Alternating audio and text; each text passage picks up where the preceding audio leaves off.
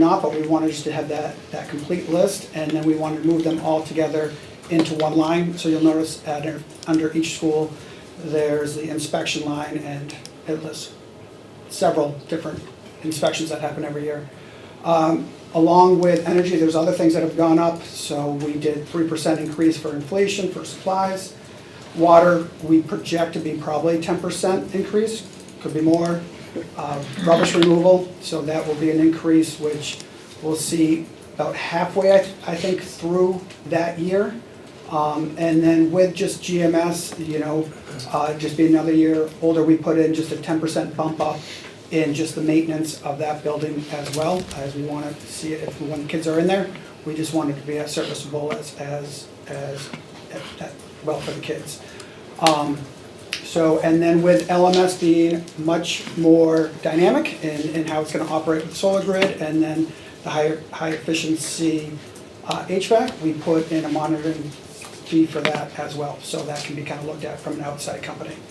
So from there, though, we're going to get into more of the drivers of buildings and grounds, which are the energy prices. I think Mike was going to go over this slide. So we just put together a quick slideshow. I think everybody at home is feeling this, so this is not going to be news to anybody. But we wanted to take a look at what the impact was on us as a school district. So it's one thing to have a home electricity bill. It's another thing to have an electricity bill from 3 big schools. And this really tells the story. In January of 2021, we were paying 6.8 cents for a kilowatt hour. So that's our per kilowatt hour price from Eversource. In January of 22, this last January, it went up to 11.2 cents per kilowatt hour, so nearly doubled. And in January of 23, we have locked in for a year with the energy supplier at 17 cents. This is just the supply side, so we're not getting into the, this is the energy side, not the supply portion of it. But we've locked in at 17 cents, and our consultant, when we asked what we should be planning for in January of 24, which is the second half of this fiscal year that we're budgeting, we were told 45 cents is what we should be planning for. We know that a lot of that is driven by the market. A lot of that has to do with natural gas prices and worldwide dynamics that are going on. But that's the amount that we put in for a half a year based on what our energy consultant is telling us. And Doug and I keep looking at each other, to be perfectly honest. We look at each other, we're like, really? I mean, from 17 to 45, is that right? But then we look at 6.8 to 17, and we have to trust the energy consultant who's saying this is the number you should be projecting going forward. So I just want everybody to understand those are the increases that Thank you. Thank you. Thank you. we're feeling at home, and the increases that we're projecting for the school. One thing to point out is, and this is where 3-year averaging can be tricky, because we were not predicting, so we weren't as worried when we went up. When we went to 11.2, we thought, okay, this has to be a cap or a max. And so when it now came at 17 cents, that's where we're sort of upside down in the current budget, because we did not make those predictions in the same way last year. We were way more aggressive about it this year. Oil tells a different story. It was $1.64 in 2021. Last January, we were paying $2.35. We locked in. This year, we locked in at $3.79, which actually is a pretty good price. Part of it is that we buy a lot of oil, and so that is a supply and demand kind of price that the school district was able to get. And the projection we have is that we should be planning on $4.50 a gallon. So at the end of during this budget, by the way, that's only oil. The only oil left will be at GMS. So we don't have oil at Campbell, and we are removing the oil tank at the middle school. Perhaps, well, as soon as we get everything fired up there. So we won't be needing it this winter, but the ground may be too frozen to take the tank out at that point, so it may have to come out in the spring, but it's coming out of the ground. And so we will avoid that kind of increase in oil at the middle school. And then with propane, same story. From $1.33 up to $3.15 is our projection. We're currently paying $2.25 for propane, but the way it was explained to us is it's really a byproduct of natural gas, and you just need to realize that as one goes up, the other sort of follows in suit. So $3.15 is the amount that we've been given. So scary numbers. we have to heat the schools, we have to turn the lights on, we have to do all of those things. I was joking with the SAU staff that if you saw the news article about the superintendent in Maine who channeled his inner Jimmy Carter, I think, and said, put your sweaters on, I'm turning the heat down to 65, and the parents went ballistic. And I said, I'm not gonna be that guy. So it was not well received. So I think, you know, we have an obligation, especially with students with varying needs, to make sure that our buildings are comfortable and well lit.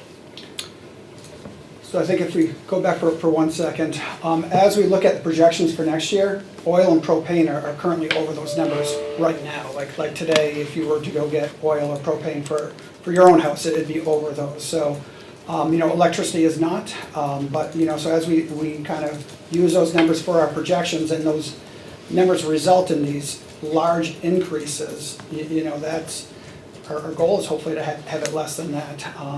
But as of right now, we wouldn't even be able to get less for oil or propane. So as we kind of look at use before and then project out with those prices, that is a big part of the over $500,000 increase to the building and grounds budget.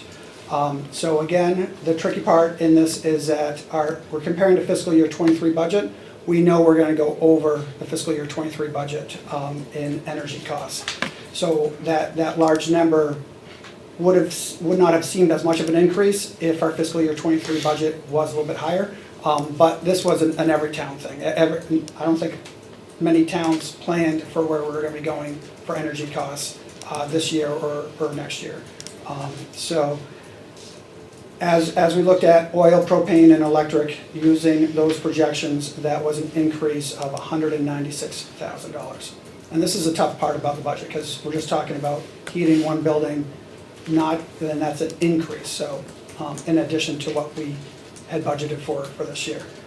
CHS increase of $164,000. As you break it down, you'll notice that like GMS had a higher increase in electricity than CHS did, and that's because we between kind of working with the New Hampshire and with Eversource. So we got the seed grant, we had money from Eversource, and then we used impact fees, and they did a lighting project at the high school to move everything both inside and out to high efficiency lighting. So we had our first full bill of that with students in there that came from September, and then readjusted all of the kilowatt hours after that due to that decrease. So, you know, 164,000 would have been more if that lighting project wasn't done. So that was nice to see that number be able to shrink from that. LMS, we actually again, this is compared to the budget, we have a decrease of 14,000, and that's because we would be signing that power purchasing agreement with the solar, where that agreement also includes all the electricity that we'd be using during that year, and that's 95,000. So, so from the budget of 110,000, if you added up the oil and electricity, it went down to 95,000. So, next one. So speaking of the middle school, so another increase in the building and grounds is that lease payment for all that equipment, all that work that is occurring at the middle school. So this year we had budgeted $195,000. The overall annual payment is $363,000. So that's a $168,000 increase. So there are savings due to that work at the middle school, which you'd expect there to be. We felt like if you have all new equipment, you can bring down a lot of the repairs and service and maintenance budget that you have there too. So you can see the first four are us bringing down, not necessarily to zero, but in some cases pretty close to zero, you know, that what we'd have budgeted for work at the middle school. Everything would be under warranty, and you know, we would be using the warranty if something came up with those mechanicals at the middle school. So.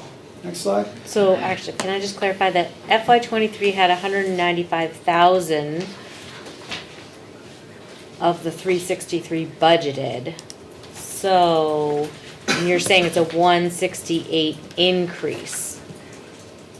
So it's both of those. So when we promoted with the public, if you remember, we said that we were going to pay for it in two ways. The $195,000 in sort of paying back the lease.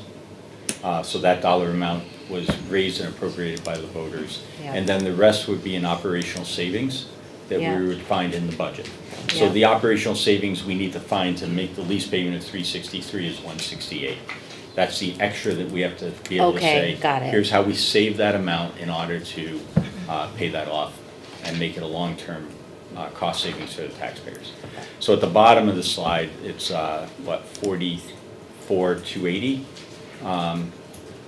lined up, and then we're going to Okay. expand on that in a second. Okay, Just keep track sorry. of, so far, we're Okay, saying, yep. you know, we're not gonna have to repair brand new equipment, it's all Yeah. under warranty, so we'll take that reduction, Okay. right? So 44,280 so far toward the 168. Okay. So the lease is paying for all that equipment and all the labor that put that equipment in, as well as other things as well. You know, we were able to, there's no more outside modular classrooms at the middle school. We're able to find space within that existing building, and there's no more plans to, you know, expand that building or to add, you know, modulars back into that. So if that work didn't get done, then we would be using the same projection that we use for CHS and the elementary school, using those same numbers for oil and for electric, and our electric budget would have been 148,000, oil budget about 108,000. So if you add those two together, again, if the work hadn't been done, we'd be sitting here tonight saying we need 256,000 budgeted to heat the middle school. So our annual cost again, next year for solar, for the power purchasing agreement, is a set price of $95,120. It's a little bit higher than that, it's about $97,500, but then they lease the roof from us, because they're using the roof in order to put the solar on there for about $2,500, which brings it down to that $95,000. So if you take that, what we would have been coming here for the middle school, that 256,000, and you take away what we will be paying, the 95,000, that's a difference of that 161,000. So then the next line, which adds up to the 205,000, is just adding each of those numbers that you've seen on this slide and the past slide. So the 1,000, the 20,000, and now this new 161,000. So that would come up to 205,000. So that we're either moving from other budget lines or projected of savings if we hadn't done the work. Now with the work, again, it's going to have, you know, high efficiency. It's going to be much more integrated. So there's a benefit to bringing in an outside company to monitor what is going on, so we can make tweaks, you know, in more real time. So that's an additional cost. That would be a yearly cost as well. So taking that off of that, that's what brings us to that $194,512 that would go to offset the lease for the middle school.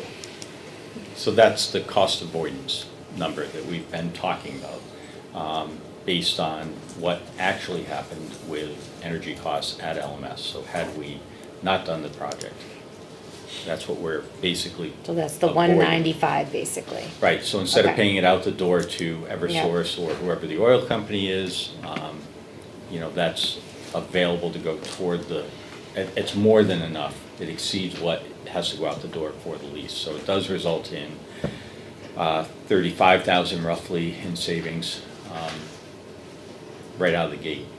And this isn't even capturing savings out of Campbell that we had also talked about, but we don't have to rely on those. So that wraps up our slide presentation for building and grounds. But I want to pause and make sure that we're clear on the energy, because this is a big project. We asked the voters to enter into a partnership with us and to recognize that we were going to be able to renovate the building, get it almost grand spanking new, and at the same time to pay for it through realizing a greater efficiency in there. So this is key. This is the first time we're looking at numbers that sort of explain where we landed on that. I want to make sure the board's comfortable. Does anybody have any questions? Andrew, you look like you have a question. Just another one. If you Yeah. go back to the slide where CHS Electric was presented. Yeah, thank you. Electric and propane. Electric and propane, you have it bucketed together, right? And so for everyone's benefit, the electricity is 111,000. excuse me, the electric budgeted is 105,000, and the propane budgeted is 65,000 to make up that total. The increase year over year is 164,000 between the two lines together. My question, and I just want to be crystal clear on this, because there's an increase year over year, are we reflecting the revised kilowatt hours in Campbell for the savings because of the LED lighting project? We are, and that, to Doug's point earlier in the presentation, he said, we really had to wait. So First bill. the classroom lights were completed right toward the end of school, right? So it was kind of wrapped up early June. That's not a normal month to be checking on what's happened. And so we waited until the September bill came in, and we said, all right, how much did September reduce compared to past September? So there's a spreadsheet that shows how many kilowatt hours we used this September compared to the last 5 Septembers, and we got that amount, and that's what we used to project forward. So we said the same thing or a similar thing ought to happen going forward based on that. That's how we arrived at that dollar amount, forecasting off of actual savings. Thank you. You're welcome. Any other So as we looked at Bill, and of course, we only had this 1 month. Luckily, it was 28 days that the meter was running in year 21, and then 28 days in year 22, so there wasn't any additional math. But there was 50,800 kilowatt hours in 21, and 43,200 kilowatt hours in 22. So we made sure that as we brought it down, I think we even brought it down less than 43,000, because for us, we have two numbers. We have the amount that we'd be using and then the cost per gallon or per kilowatt hour. We wanted to make sure that the amount we were using was less up for debate, if that makes sense, because because it's hard looking at these numbers, an increase of 164,000. So we know that looking at costs of 45 cents per kilowatt hour is not fun to look at. So we didn't want the amount of kilowatt hours to be over what it had been or over what we think it would be either. So we tried to keep those the same, if not a little bit less. Thank you. Yeah. Can I ask a general question, or are you still going to keep presenting? So we're done with buildings and grounds. So- Okay. Yep. So just a general question that I think relates to all the budgets, but particularly with building and grounds. I'm looking at on page 10, under inspections, and I think it's for GMS, based off of where we are. Yeah, it is. Yeah, so 460. I'm looking across and I'm seeing that our actual expenditures were 4,000, and then 3,700, and then 5,580. But the approved budget for 23 was only 25,550, and then now why the discrepancy, I guess, in that, number one? So- And number two, what information do you have at the time that you requested the 23 budget, 22 hadn't closed yet, so you wouldn't have known you had spent 5580 for the year, correct? So you would have been basing it off of 21 numbers? So what I think happened is that not all of the annual inspections were ever accounted for in the budget. So Okay. it would be like, oh, pay this out of the maintenance line, because it is a maintenance item. You have Okay. to have the inspection done, but it wasn't labeled as such. Okay. And what Doug and Dave did is they captured all that and said, if it's an inspection and it occurs every year, put it in the annual inspection line. That's why it went up, because they were Yeah. all actually there. So, Yeah. so you can't even compare what we did pay. There's another area where 3-year averaging isn't gonna work for you, because this is the complete comprehensive list. Yeah. And going forward, you should be anchoring on the 8,000, because that's what Because it that's what really we costs. intend to pay, and that's what we need to have things Exactly. inspected. I guess I'm just sort of seeing that pattern as I look throughout this budget and sort of seeing, okay, FY '21, which is what you would have known at the time you budgeted for FY '23. A lot of those numbers seem to be higher, but yet the '23 budget was lower. Was there an expectation that things were going to go down? I don't know, I'm just. There was not an expectation that they would be less expensive. Maintaining buildings goes up Right. every year. I think it's just a matter of there were buckets that we had tapped into that weren't explicit, and now we're being very purposeful to Okay. make it crystal clear. I can't even say which inspection was. I'd have to pull last year's budget to see which ones weren't in there, but they're now there. And so we're trying to be more mindful and purposeful in presenting. So a lot of the credit for the inspections would go to Ann. So Ann wanted to work with us on the inspection part to make sure that what we have been paying, we were showing. So she did a lot of the digging for that to make sure that the line was all coming together and it was very clear. And then hopefully we'll be very consistent moving forward. Perfect. Again, it's a small item, but I just see the pattern sort of playing out a little bit on the other ones, and I just want to understand it. So thank you for the explanation. Did the emergency light inspection include the new lights we have out, the emergency lights outside, blue lights? The blue lights? Yeah, So those are the, like the one on the wall. that's that what I thought. Kicks on if the Yeah, electricity goes that's off. what I thought. So I would assume the blue lights need to be inspected at some point too. Well, they can either be inspected or we can put them in test mode. And Okay, we can perfect. test them ourselves. Thank you. Okay, so I've been looking at the slide while you've been talking, just trying to figure out, okay, so we have, essentially, you've calculated $195,000 in cost avoidance from the solar project. However, the request is to increase the budget, let's say $180,000. So, in essence, that's due because it's delayed, right? That's due because of the delay. But, so in essence, we're really realizing like a $25,000 cost avoidance between the two of those, you know what I mean? So if we did nothing, it would have been, Well, if it did nothing, then Well, it it would have would've been been a lot more. plus the Yeah. 260, I think they said, or somewhere in that 200 the something. 256. So not only is hold it on. not including the 200 something, but it's also down the one cost avoidance to the 194, but then there is the price of the lease, right? Right, So I think the extra cost of the lease is in there. yep, it is, And if you compare the 194 to the 168, yep. right? 161? Uh, Is it 161? That's the At top the number. top. But then there's the other. No, I'm sorry, in the budget, if you go to the Oh, bottom line. this The yeah, bottom yeah. line Okay. of buildings Yep, and grounds, yep. it's an increase of 168. Yes, And it would have been higher than that if we had to add oil and electricity at LMS. Right. So the point, remember I said it really is about a $35,000 savings, that's about the difference between yeah, the 168 and 194. I'm using rough math here, but okay, you understand that Yes. it would, Yep. if we had done nothing, we would have the same building in Right. disrepair. so we're and still realizing Paying savings. for the electricity, yes, you Yeah. are realizing savings. Okay, And this is the first time that we can actually articulate it and Right. show it. But it's unfortunate that that savings being eaten up by the increased cost of the other buildings with electricity and. right, Yeah, Yep. but it's fortunate we did 1/3 of our Yeah. buildings. Yeah. So I get torn both ways, but right.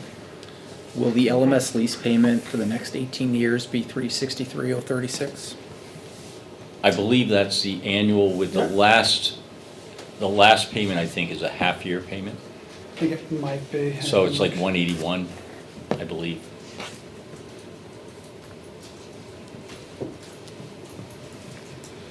Any other questions? That's what it, Concerns? it's 363. Let me double check it. I'm doing the numbers from memory and I shouldn't. Let me Okay. make sure I have it right. Any other Can we questions? expect an approximate $363,000 payment for the next 18 years? Yes, About that. with a partial payment. With in the partial end. payment at the final. Got it. There you go. Anything else? Okay. We ready? What about the balloon payment for the solar? I know that's not applicable for this particular year, but it's something that we need to think about and be ready for. Yeah, you're absolutely right. So a reminder to the board, the $95,000 PPA.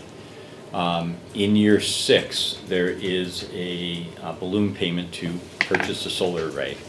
We're working with the attorneys and the insurer right now. In fact, emailing today on getting that PPA finished up. And there is actually an option to purchase it in year 10, but I'm not sure that that's financially beneficial, so we have to further analyze exactly what that means. But that balloon payment, when we went into this adventure, we acknowledged that was something we were going to have to reconcile down the road.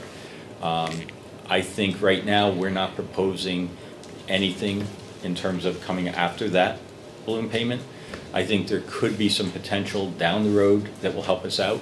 But our recommendation is to wait another year and see exactly where all the rebates, funding, incentives land, because I think that when we know the total amount of that, that can actually help us toward figuring out that balloon payment. The negative is it kicks the can another year. I'm going to say that out loud. It's one less year to pay a $600,000 bill. But I think in the long run, if we wait to see where the incentives come, it will help us. It'll be crystal clear what we need to do to get that done.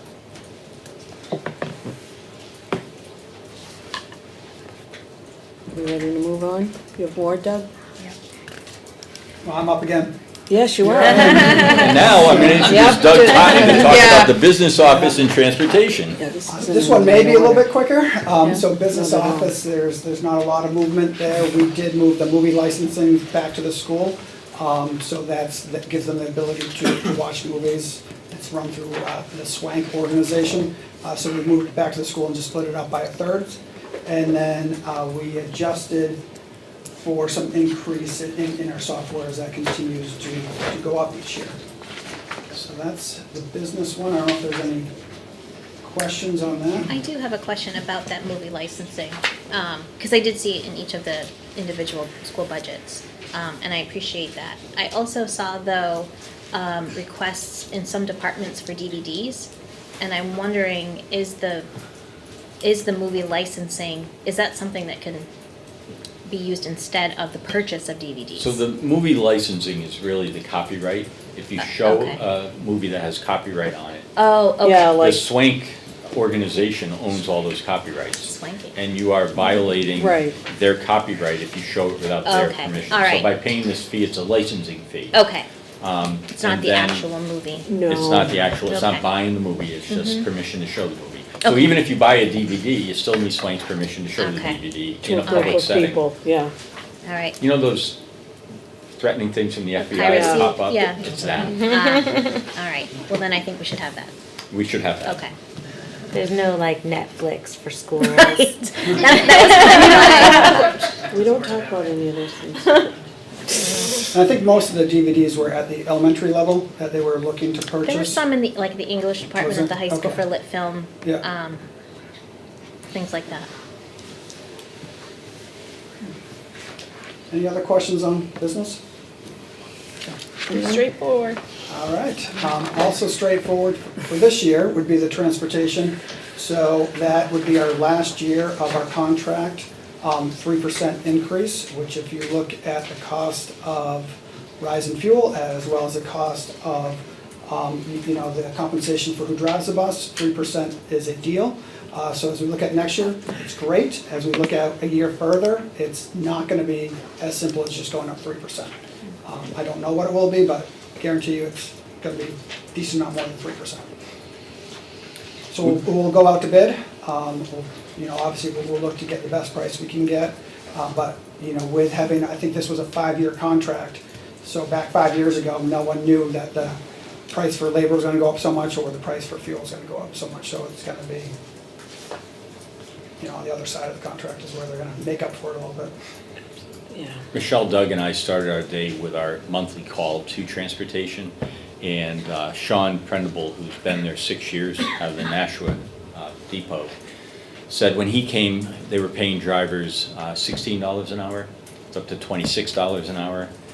Other bus companies in the area have increased above 26, so they no longer are competitive or the highest or whatever you want to call it. So they're going to have to, when they negotiate their next labor agreement, make sure they can have drivers. Knock on wood, we've been pretty good. Yeah. Our bus drivers have been relatively steady. They did, we complained about the quality of the buses we were getting, and we got new buses, a good fleet. I think our children are transported safely, so, you know, but we're gonna have to go out to bid again or find a way to maintain proper transportation services. It's And the not 2 gonna be trips a cheap. day is working out good. It's worked out well. The routes are working well. I think we're in a good spot transportation-wise, but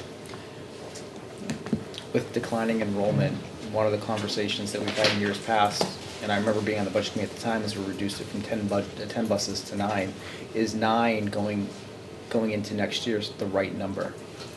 so I think we would have to take a look at what the actual ridership counts are, so let us do that to know whether there is a potential to go down. Because I believe in the contract, we're allowed to do that if the numbers work out.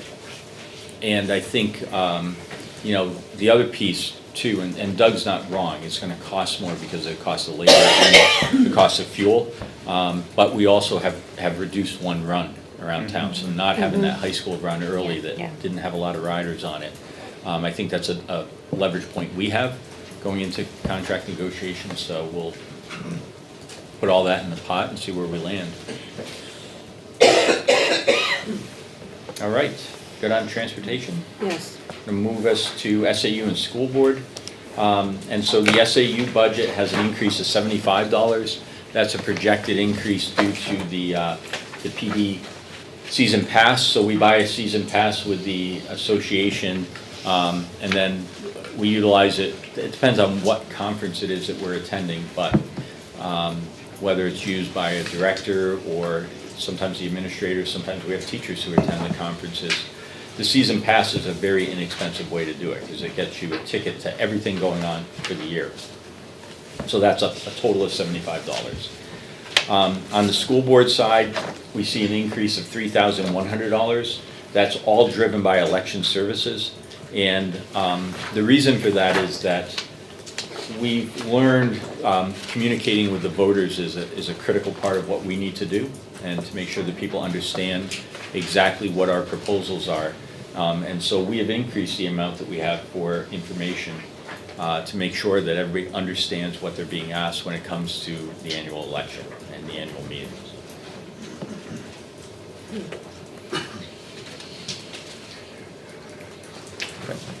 Okay? Does anyone have any questions? Nope. Questions, comments? I did, legal services, where are we at this year with that? We have, we're actually spending high on legal services, and so I can get you an exact expense account on that. But this year, we have had a significant number of consultations with the attorneys for specific student situations. Plus, we've had to consult with them, obviously, relative to the budget situation that we were in. We needed legal assistance with that. And have also, I'm trying to think, like, they reviewed the power purchase agreement, so there's an expense. So when all the things that we're involved in are costing us extra. Now, it's not gonna, I don't think we're gonna exceed the budget because we're not negotiating contracts. So in the past, when we have our legal team involved in negotiations, that's also very time involved and expensive. We're not doing that, so, but unfortunately. Not doing this year, but next year. Not doing it this Yeah. year. But unfortunately, what we usually see is in a non-negotiation year, the legal expense is not hit as hard. It's being used this year.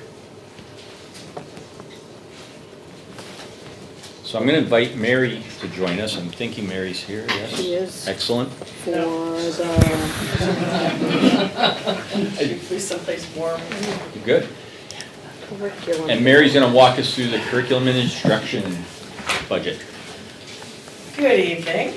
No. I get to be the first one to come up and really tell you that my budget is up significantly. It shouldn't be a surprise. I try to be upfront with the board about that. We've seen a huge increase in the last year in our textbook and program pricing.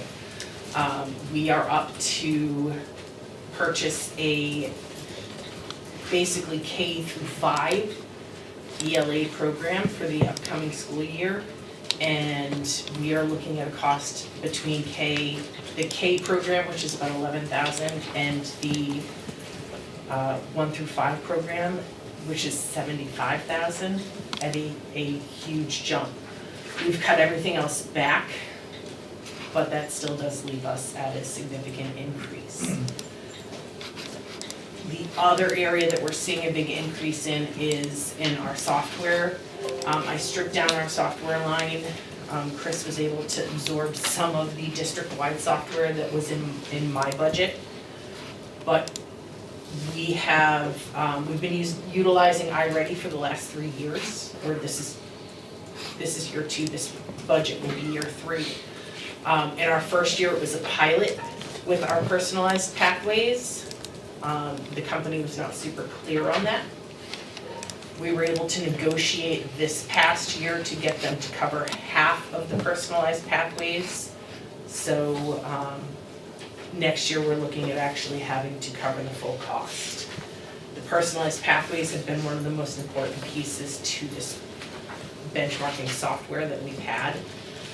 We are using it currently at our middle school. We are using it, I presented the numbers last night, but at roughly 70% of our students are already in and using the personalized pathways. And at our elementary school, we are looking currently at about 30 to 35% of our kids are in using the personalized pathways. So that has been really the important part of the tool for our kids to be able to close those learning gaps. The other piece that we've seen an increase in is our course reimbursement. That is all driven by the contract. Last year, our budget came in under the actual allocation in the contract, and we had so many requests that we actually had to find money elsewhere to be able to fund the requests that we are obligated to pay in the contract. The other piece is that we have an increase in administrators, new administrators this year that are looking to take courses and further their own education, and we had cut that line basically down to nothing. So we are looking currently, moving into this current school year, we have had to do a lot of work trying to juggle grants to be able to cover the contractual obligations to pay for coursework for our administrators. Because of the other increases, I do not have a lot of flexibility in my lines. I've cut most everything down as much as I can. I did decrease my professional development line because I wanted the board to see that I am willing to make the cuts where we can, but there's not a whole lot more to cut, unfortunately. And that's about it. Questions?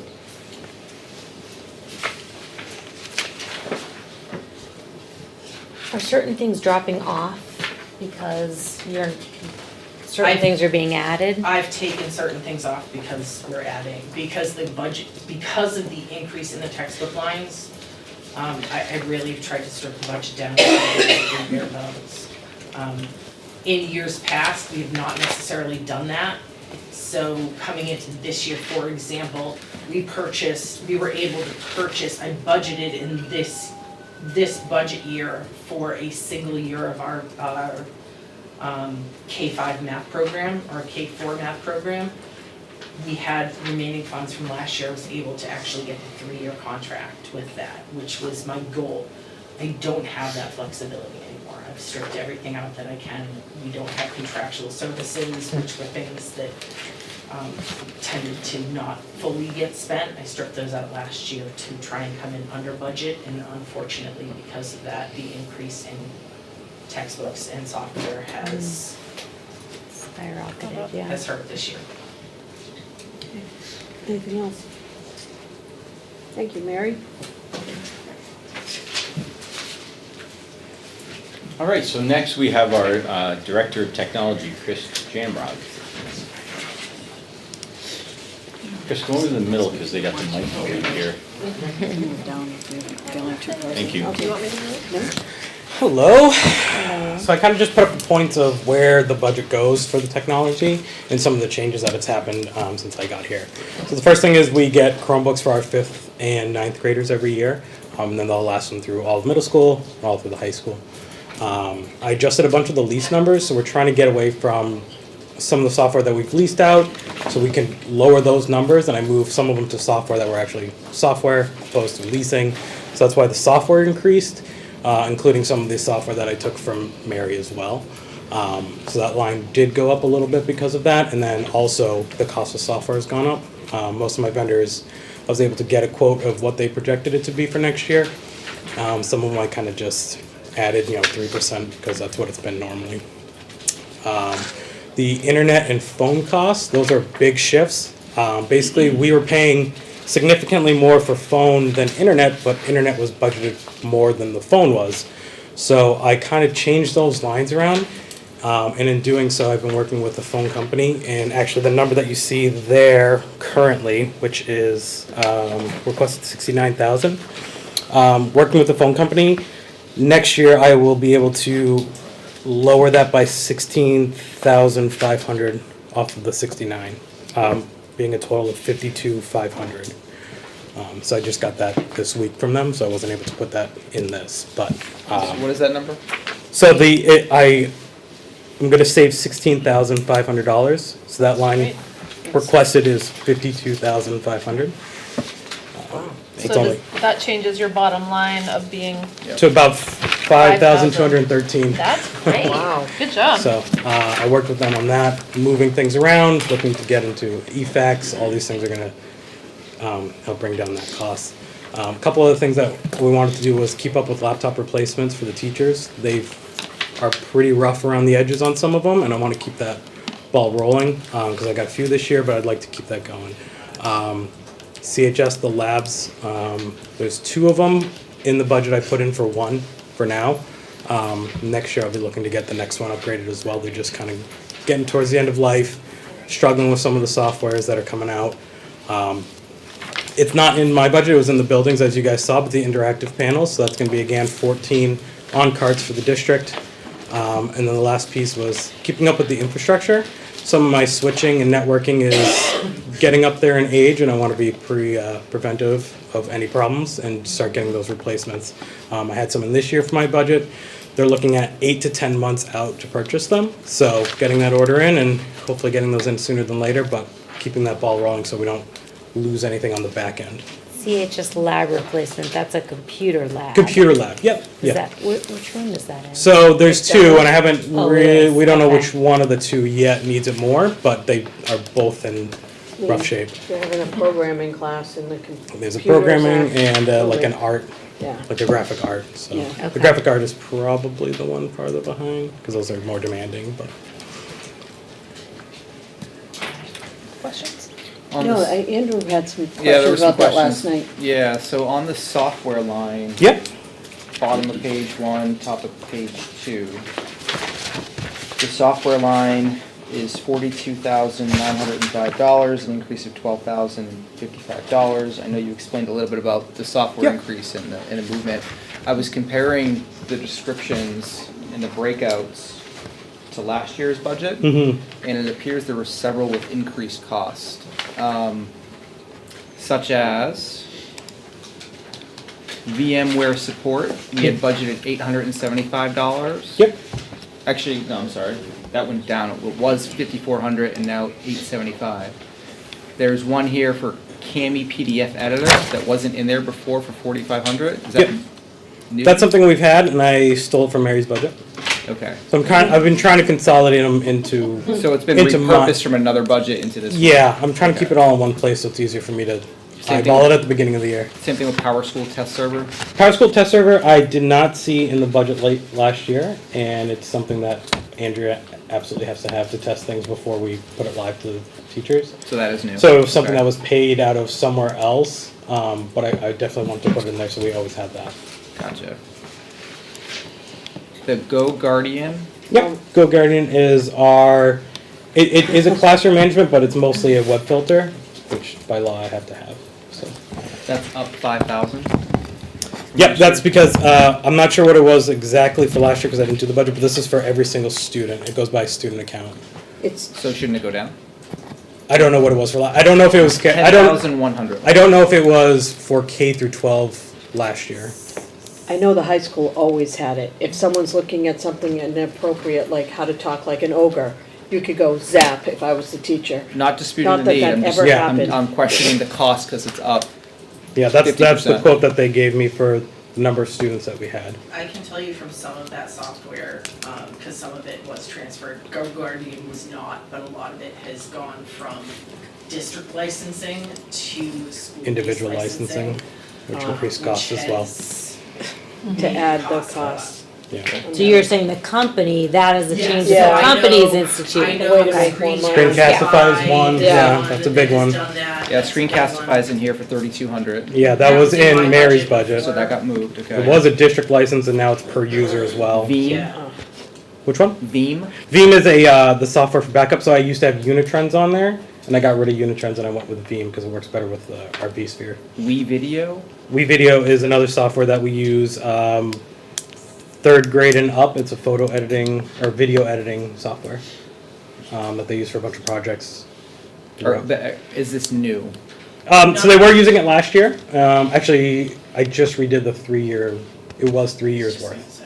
So I think it was just in a different line. video was a multi-year license before. And then Marcia Brenner Associates Power School plugins? Yeah, those were just not put in there before. Those are plugins that we use for Power School for notifications or discipline, stuff like that. So there's a few that we buy through them, and there's a yearly contract with them. Okay. So it's new to the budget, not necessarily new to the district. Yeah, that's a good way to put it. Got it. Thank you. Yeah, absolutely. Questions, comments? Tara? Tina? No, thank Okay. you. You all Thank you. set? Thank you. Thanks, Chris.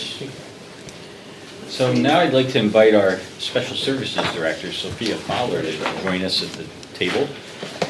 And we'll walk our way through the Special Services budget. So I know the board is familiar with this part of the budget. You have the cost to really educate and provide individual services that are required by law under IEPs. So it's a tricky part of the budget to focus on, and remember that we do this based on current known students, but if a student were to move in tomorrow, we would have to pick those services up and find a way to do that. So it's always going with that. It starts in 8 months and it has to last 20 months, and there are a lot of potential unknowns relative to special services. So Sophia? Good evening.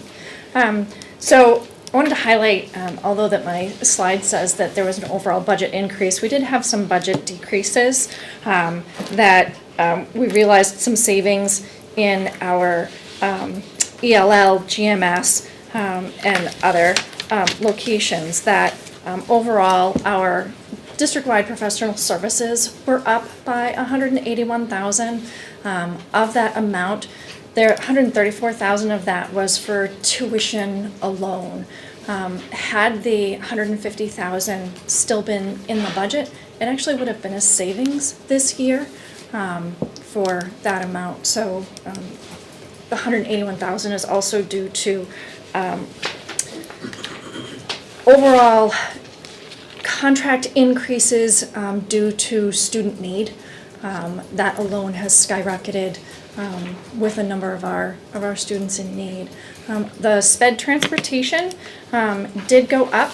We've had a lot of rate increase kind of across the board with that. There were additional private placement runs that were added. Those runs are several tens of thousands of dollars, in addition to monitors for the bus. Bus monitors are when students are having a particularly difficult time. There could be increase in behaviors and that kind of thing that make it actually unsafe for the bus driver to continue to drive. So the increase of bus drivers to our bus. There is if the repositioning of the school-wide district psych gets moved through, that there can be a savings for $45,000 for professional services within the special education budget. Are there any questions?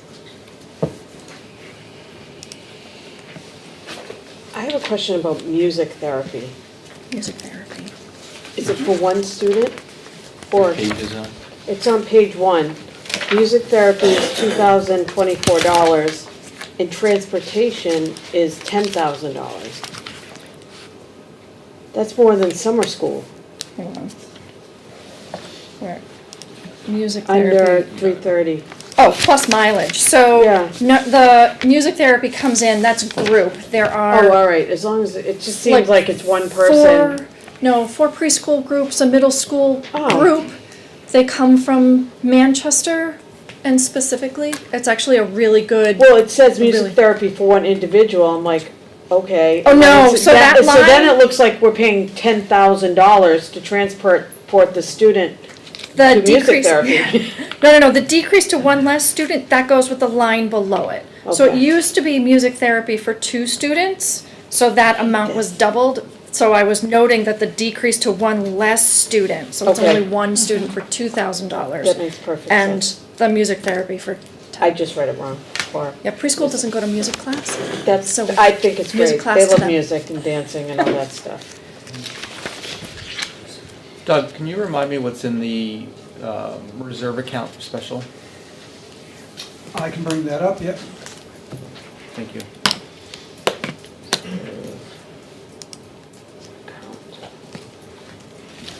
How many students we've outplaced at this time?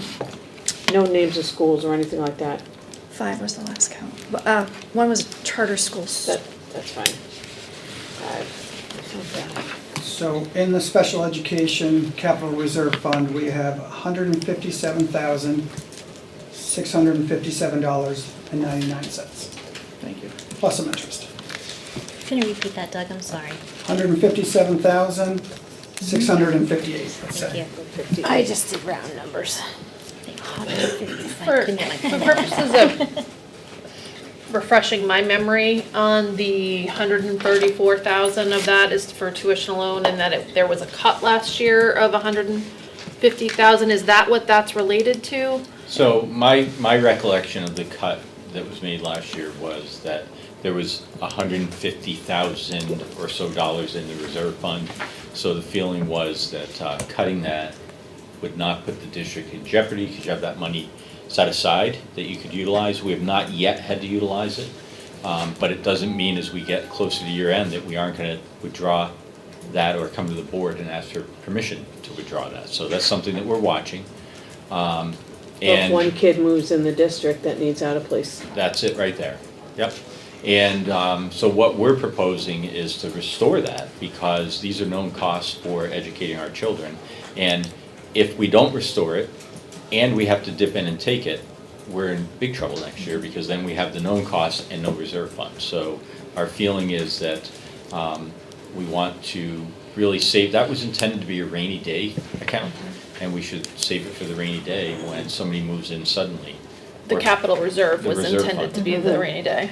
That's right. And this is meant to be our anticipated, These are actual Actual costs based costs. on actual known students. Okay. Projecting.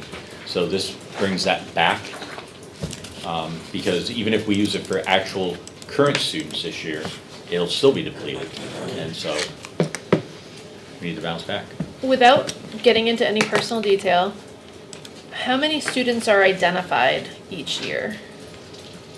You mean the increased number each year? Yeah, is there an increase? So, yep, so, actually I brought you back some numbers. So in 2018 and 19, which was a kind of a last normal year, there were 230, as of October 1st, 230 special education students. 1920, there were 233. The COVID year 2021, there were 235, so in 21-22 was the same number. This year we're up to 250. So throughout the course of the year, and particularly still at the beginning of the year, my understanding is there are still children that are being assessed or potentially in the process of being identified. Is that correct? That is correct. And so you don't have those actual numbers yet because they're not technically they haven't technically been identified yet, but Correct. they're in mid-process, let's say. Yes, and students move in Right. from other locations. Yeah. That happens throughout the year. I didn't bring my phone. What's the percentage of special ed students we have compared to our population? That'd be 21%. Roughly, we determined it was about 23, Percent of our 23, students? 24%. Does that include 504s? No. No. No, No, it's a plus 504. What's the state average? state average is about 25%. Say it louder. 25%. State average is about 25%. So we're under the state average. We are under the state average. But the percentage, I mean, just keep in mind, as the number goes from what was the first number? 230 to 250. But our overall enrollment has declined, so our Right. percentage is going up as a function of that. Right. However, Wow. we're still under state average number. I wonder if some of this is a function of COVID too, because. That's what I was getting at, think yeah, part because of I feel like there it are was students right now. fairly even and then. Yeah. Well, there was a lot of unfinished learning during COVID, definitely. Not the learning we would have hoped for our students, but I think we're doing a really great job of addressing those needs and meeting a lot of those needs. I think we're seeing a lot of children, new children coming in at the very low preschool, kindergarten levels where before their parents kept them home over that time frame, and now they're school age and coming in, And they and never that's have where we're. preschool or anything like that Correct. to A learn lot to of hold a those- pencil? A lot of those daycares were full, people didn't have access. Because I'm thinking that 504s probably went up because of COVID, because of anxiety and non, It didn't Yeah. affect academics, so it Right, wouldn't be it was more- an yeah. IEP, but it was but that certainly. makes perfect sense. These kids aren't going to preschool, 2-year-old preschool, Absolutely. all that other stuff. I was just curious because it's an unbelievable number to me, even We- as a special educator. We've What is it received, not then? I have no idea.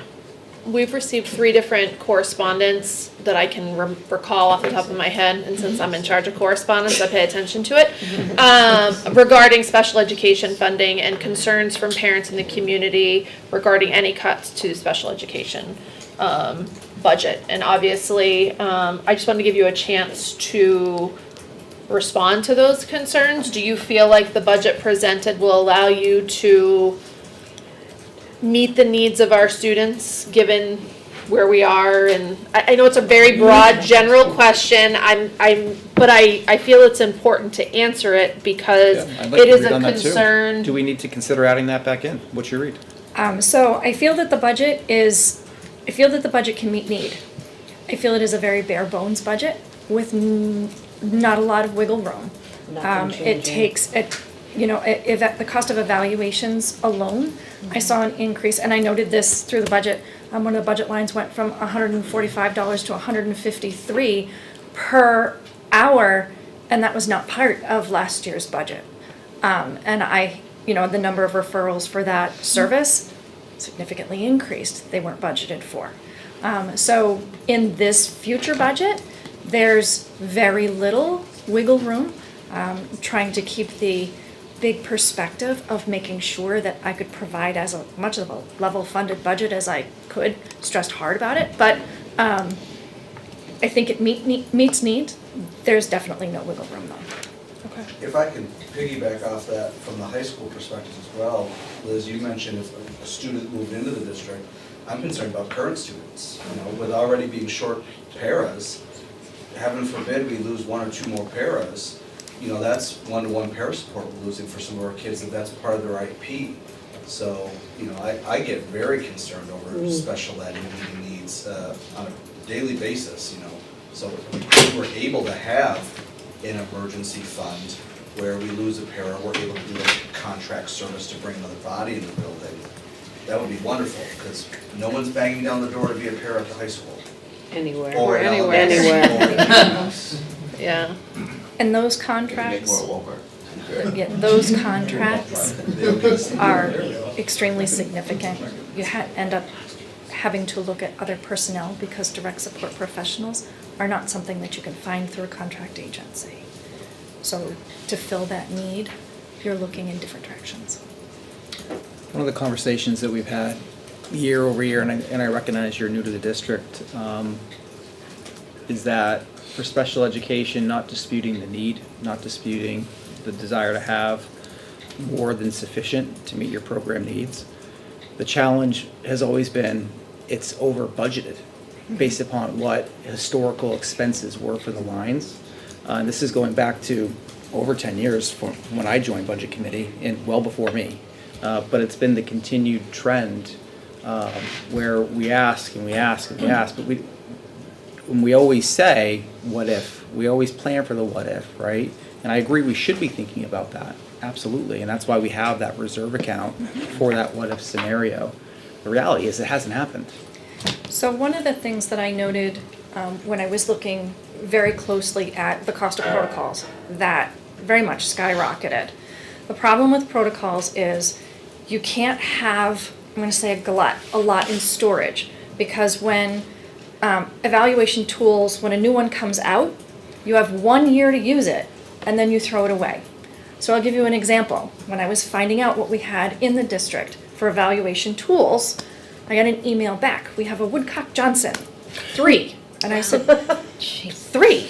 Well, the Woodcock-Johnson 4 came out a few years ago. 3 went obsolete 14 years ago. And that's what was in the district. I said, please throw it away. We can't use it. It's invaluable. There's no value to it.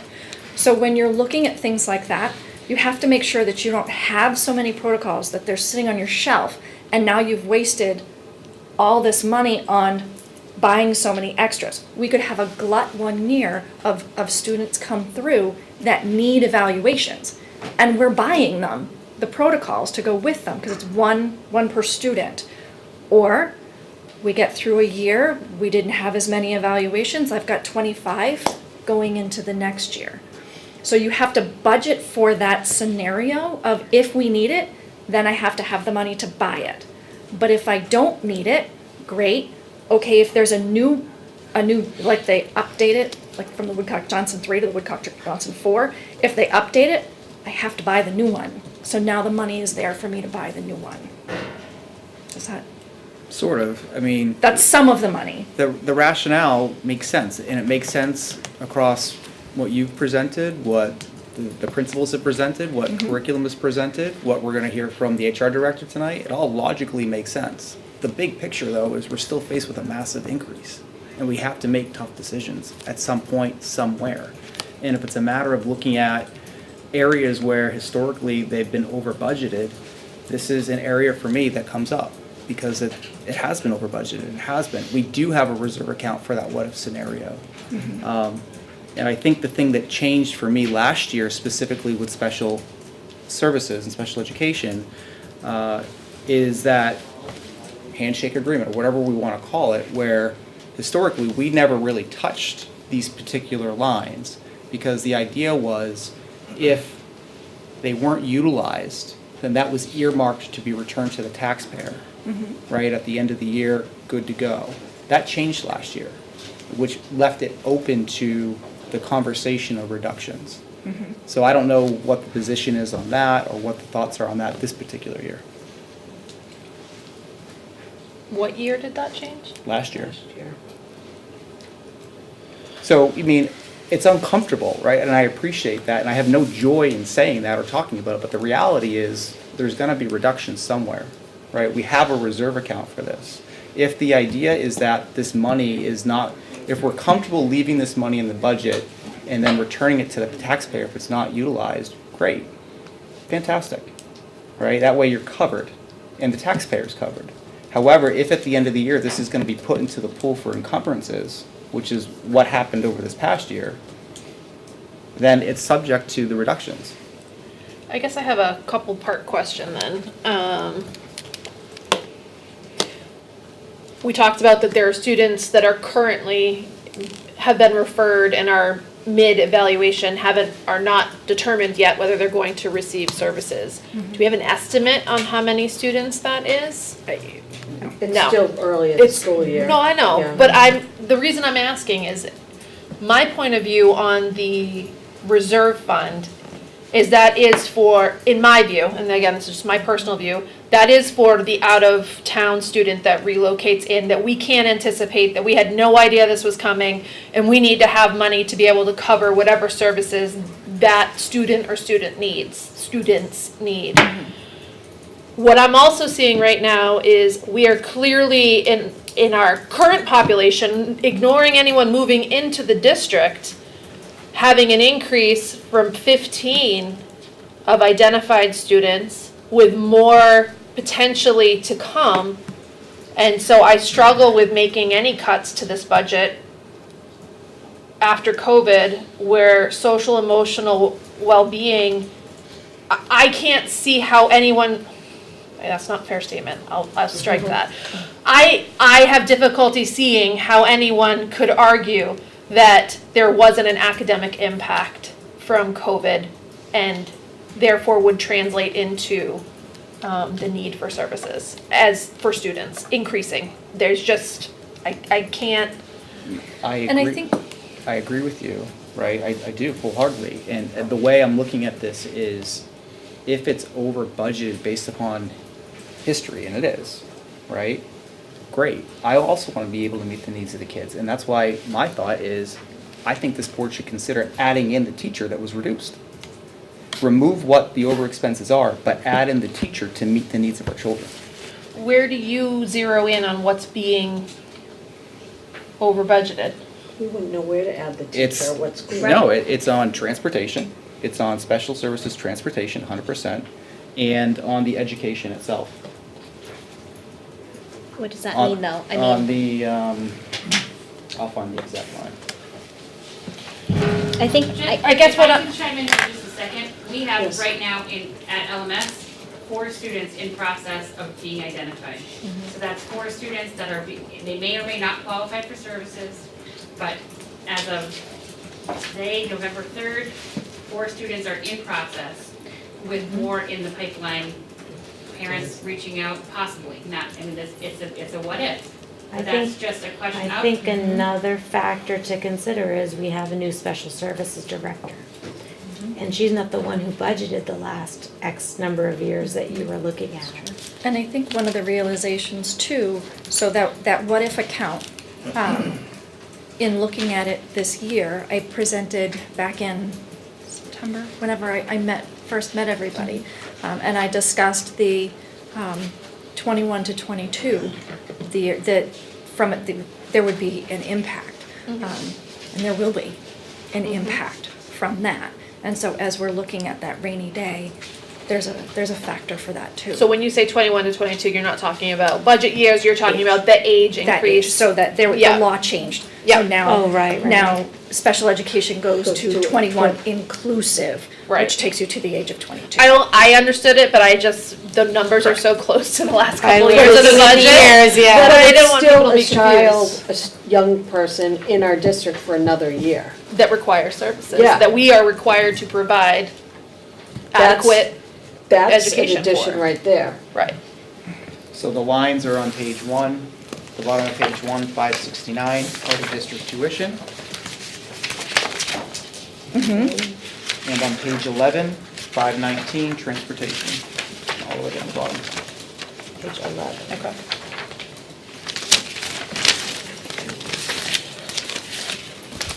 Well, I mean, I think right now we're hearing the budgets and we're not making motions at this point, is that right? We're Yeah, just, well- we're Yeah, we're listening listening. and. Yep. Yep, So taking it all. and asking questions and whatnot, so I think we're having a good conversation about this, but And we're again, gonna go through budget by budget. we are, yeah. Just if I may, so if we go back to page 1 and look at 569, 3 times in there, we talk about a 5% rate increase, which is coming from the service providers, right? So Lighthouse, RSEC, and charter schools have told us there's a 5% rate increase. You know, they have additional labor costs and so forth that are just being passed on to the schools that are utilizing the services. So that's not all of the amount, but that's a portion of it. And some of that is also the restoration of the cut, right? So that we can, Yes. if we have to dip into that reserve fund this year, then there won't be a reserve fund for next year to help offset anything that occurs there. And Heidi, your observation was spot on. It's somebody moving into the district, it's somebody new being identified who's in district, but what you didn't say, and you know, the third scenario is somebody who's here now whose services greatly change. That's If we have true, a student yeah. who goes into a mental health crisis and cannot be in our schools, we need to educate that child. We need to And go to them. that could end up being some of these expenses. So Yeah. it's really kind of the trifecta of reasons that we have to be mindful of. Sure. And But, then- and again, my point was just, I don't think this budget, I don't think that capital reserve fund should be seen as a backup to general spending, in my view, particularly when I think all of us are on notice that there's going to be an increased need in special services. There just is. So that was my point. Transportation mentions a couple of rate increases, but that's definitely the trickier one. We were strategizing today about ways to save money within that, because Yeah. it's, Special ed transportation? yep. We were brainstorming, saying, what can we do? How can we approach this differently? You're gonna buy a minivan and hire a driver? We might, if we had more time, we would have probably brought that forward this year, but we will probably be bringing that forward next year to buy a van, and as long as that van is driven by a school employee, and as long as that van is not picking up or dropping off at the kids' home, but so if they come in and they need to go to, say, Pinkerton or something like that, we can transport to Pinkerton. If they need to go out in the community to kind of learn the community skills, It we can has to be transport. cheaper. It would be I watched the cheaper. Alvern bus that's like 1,000 years It is. old, and the teacher coming by with the big, but we can't do special services. There are wheelchair things, there are all sorts of special gadgets in a special ed In some cases, transportation. but not all. Some Yeah. cities don't require that. So, Right. again, we're trying to get Yeah. creative on that, because it's just increasing. We Yeah. understand that, but it is also an obligation. One of the increases that I just wanted to highlight, being a teacher in an elementary school, I noticed there was a big increase in CPI training. And for those of us who don't know what that is, I think that's an Yeah. important thing to highlight. So CPI training is crisis prevention intervention. And CPI, what you want to do is you want to be able to meet those students in need when they are having a moment. But you want to make sure that your staff are trained to be able to do so. So the CPI was always there. I pulled it out and made it more visible. So previously, the renewal was under the Special Services Director. I'm not the CPI trainer. So this past year, we trained somebody, and who is providing that training. In district? In district. Okay. Yep, she's an in-district person. And so the books and everything for that were filed under a miscellaneous, wait a minute, hold on. District Sped miscellaneous is where the books were purchased. The training this past spring that this person did, they changed the books, so all the books we have are obsolete. Then we changed the model to a hybrid model. So the previous model was 2 days in person, which means you have to pay your staff for 2 days in person. We can't come up with 2 days to rub together because that would be 1 million substitute teachers to train the staff so we could do CPI. We switched to a hybrid model, which is 2 or 3 hours online training prior to even going. If you don't do the online training, you can't go to the in-person training. The in-person training is 7 hours where then you receive your certification. Because it's a hybrid model, there was a slight cost adjustment increase, but it saved us in subs for the day. So even though it was an increase, we were able to save those dollars, and the online training, there's still required books. So I pulled it out and did that. Now, the difference is a renewal and a recertification. A renewal is every other year, and then opposite those years is a recertification. So the recertification is the 1,500 instead of the 200. And then on top of that, there was the recommendation as I was looking through of actually getting a second trainer for the district. So that way we have somebody to go to a school to help with the de-escalation at a moment's notice if the one person we have is in a meeting or in the middle of testing. So having a second person, so that's the $4,000, is to say, hey, there is a need, an increasing need for students to have that crisis intervention, but there's also the increased need for the staff to have that discussion afterwards and that calm down. Because when you're in the thick of things, it's not pretty. And so the staff need to be able to come down, did I do it right? Could I have done something different? And actually have those discussions and process through with the trainer. Thank you. Thank you. Yes, Thank it you. does, thank you. I had a question about the replacement receiver and audio chute for FM system. I Oh know my God, you are in. caught up in FM systems. I know, well, yes, I was asking Yep. questions about the Yep. FM, so that's different than what's in the school budgets for the That's the FM. Yeah. teacher Yes. thing, these. That's the So we teacher have- part portion, okay. So what we have yes, there are a number of students with hearing impairments in the school. Yep. And as their hearing devices change, their systems change. I can tell you that we ordered one in July, and by the time we got to September, there was a increased cost of $50 from July to September. Yeah. So, that was a huge, Advantage. so these are specific ones for special education kids. Okay. Can I just mention it, because it appeared in the GMS budget under the counselor, and that's because it's 504 driven as opposed to special ed driven, so it's just. That makes sense. Got it.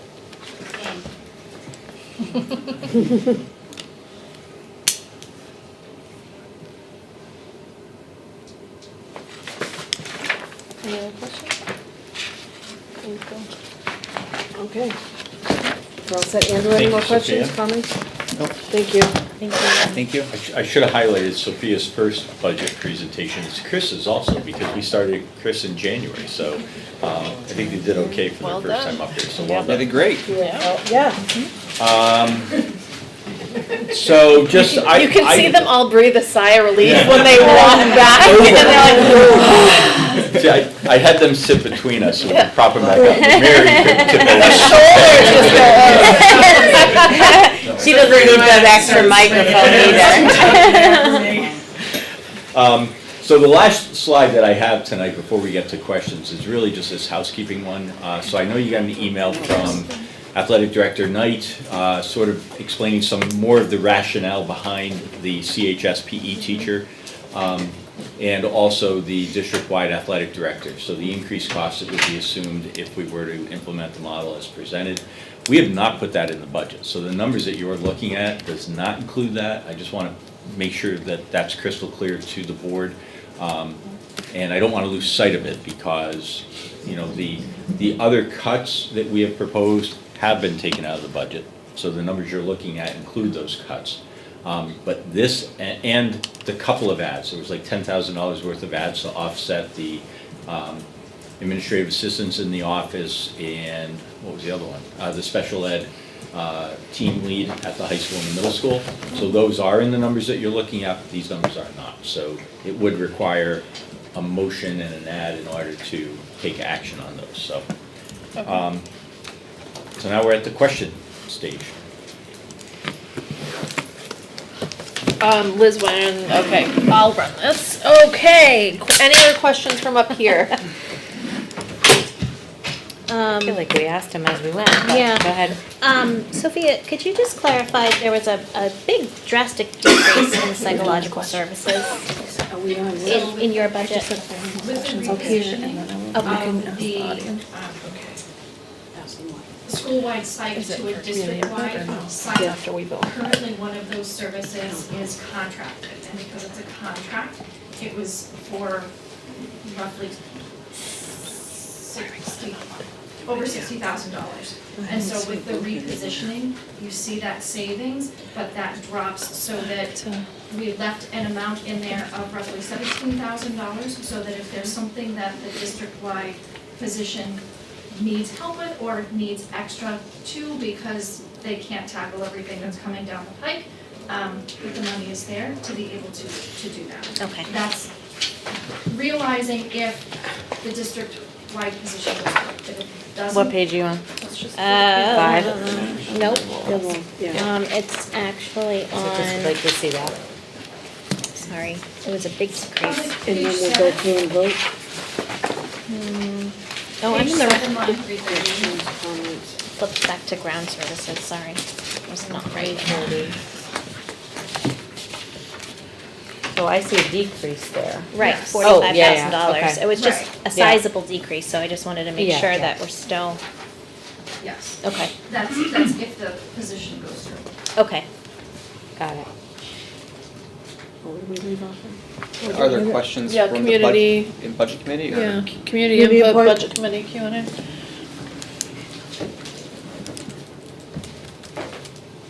You getting ready to come up, or you're just repositioning yourself?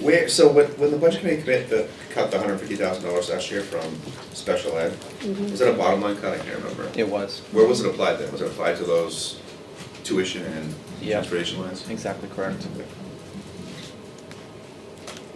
How are we doing in that budget this year? I mean, we don't really have, you know, year-to-date spending on, in that special services. As far as out of district, Well, how are we faring with that 100, that cut that was made, the bottom line cut that was made last year? Are we, I mean, as far as out of district, we're gonna go over what's budgeted for Sophia at this point, right? So we're projected to Okay. go over. Yeah. so we will probably have to dip into that rainy day fund this year?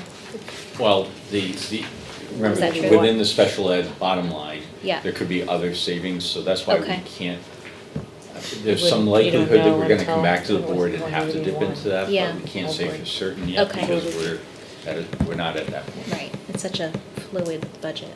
Yes. I did a statement and then a question. So Mr. Barca had asked a question a couple months ago at one of our budget committee meetings about special services underspend from FY '22. And so I think it's important like that's shared because that was part of that. The underspend from FY '22 was $290K for special services. I know that cut was for FY '23, but I think as a grand scheme, as a part of those conversations, I Right. think that's important context as well. My question I have, it might be maybe more for Chris and Mary. In looking at some of the software that was in there, specifically I was looking at, I think, Screencastify and something else. I know the state provides some video services for free.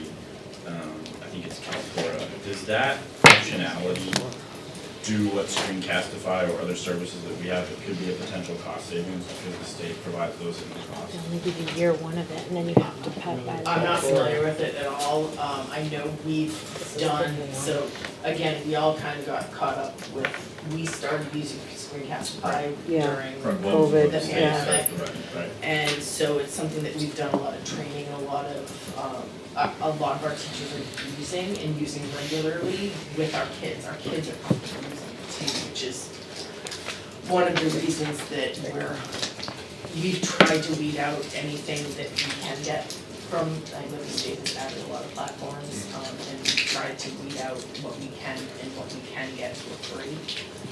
This is just one that we're gonna work into and kids are very familiar with, so I'm That's okay. hesitant, and I'm not, at this point, I'm not familiar with. It's not a huge number, it's, that's fair. Kaltura. Kaltura? You can look into that. Yeah, It's similar to it's- Screencastify. Okay, yeah, WeVideo is a little bit heavier hitting. Oh, right. So that probably wouldn't solve it, but, yeah, I'll look into that. Are you sure they offer it year after year for free? Because I've seen the state offer, during the pandemic, they offered a digital service, and I don't remember what it was, but it was only for 1 year. So you get hooked, Yeah. and then you have to pay for it I know yourself. this one's still 2025. Through 2025? Okay. Any other We have que- been trying to address that, so I think that's good, that was not something I was aware of. Thank you. Any other questions? I know one of the ideas last year, one of the reasons for adding one of the special ed teachers, I think it was at CHS last year, was to reduce outplacement tuition.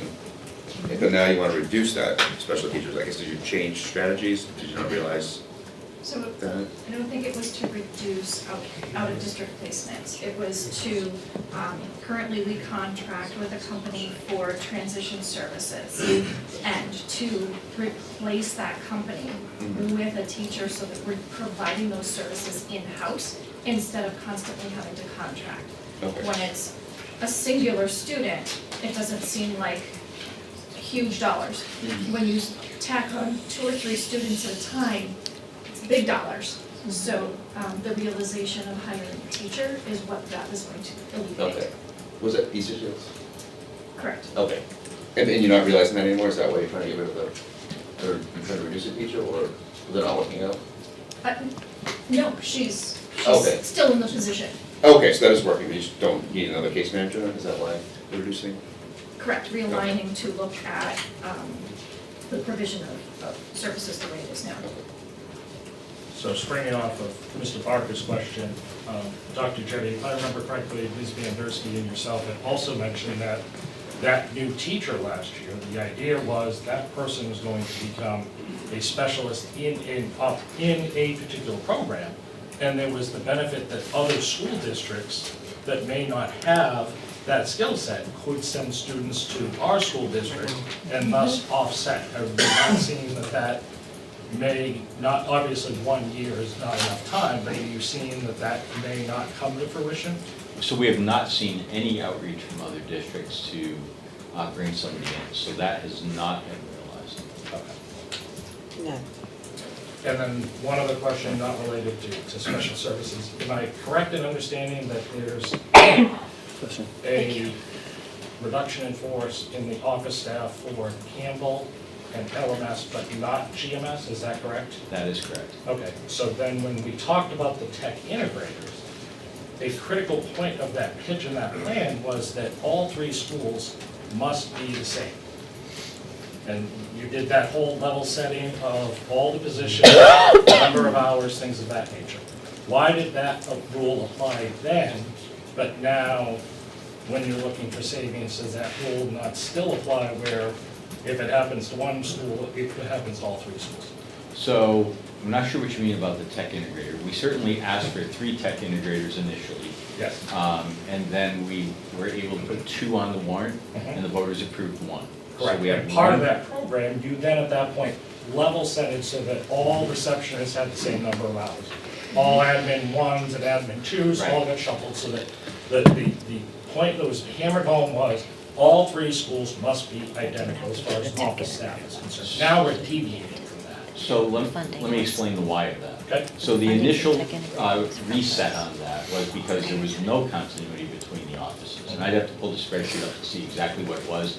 But the services provided at Campbell, the middle school, and the high school, there was no continuity. So we wanted to get a reset, make sure that we had common number of hours, which was a school year receptionist in each building for 6 hours, 6.5. And then a 37 and a half hour administrative assistant and a 40-hour administrative assistant. So we hit that stride and we achieved that in all 3 schools. Yep. What we've now learned, having done that, is that the high school and the middle school, we believe, can function with the 2 office staff members that we're proposing. And Griffin is different. And here's what we've learned that is different about Griffin, is that there are, it's kind of 2 factors. It's that there are more grades. So you have 4 grades at the high school, you have 4 grades at the middle school, and you have 5 grades plus pre-K at the elementary school. So that is a difference. The other piece that we've realized is that there's more student agency at the middle school and the high school level. So students are able to come and go on their own at the high school, for example. At the elementary school, there are more parent visits because the students are younger. The other piece is physically the way the office is laid out at Griffin is not the same as it is laid out at the high school and middle school. So when you come in, you're in a secure area, you can interact from that secure area directly with the office. And at Griffin, the secure area is across the hallway, and so it requires an extra level of attention to interact.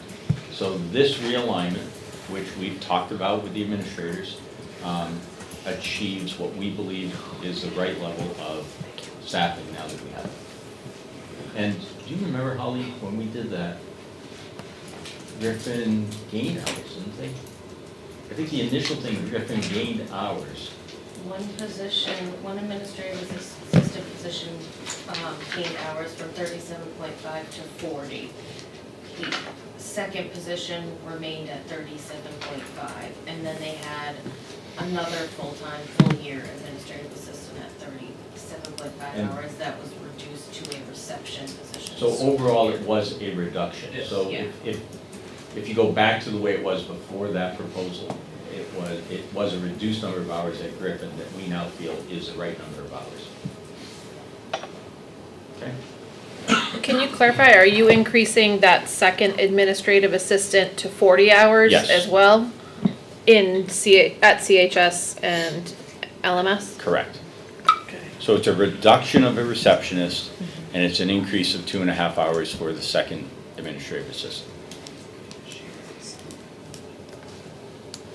That's on one of your slides in the beginning. Yeah, I remember. That's what I just have wanted to to go back clarify. and Yeah. I remember could that. search for it, but We got it. That was 3 meetings ago, so. yes, it was. Yeah, that's why I need to see it again. Does anyone Okay. else have any questions? I was thinking back out of district tuition, would it be fair to say, looking at like actuals in 2020, 2021, 2022, that the increase of 134 is really just getting it back to the actuals, because we cut 150,000 last year? Plus 5% increase?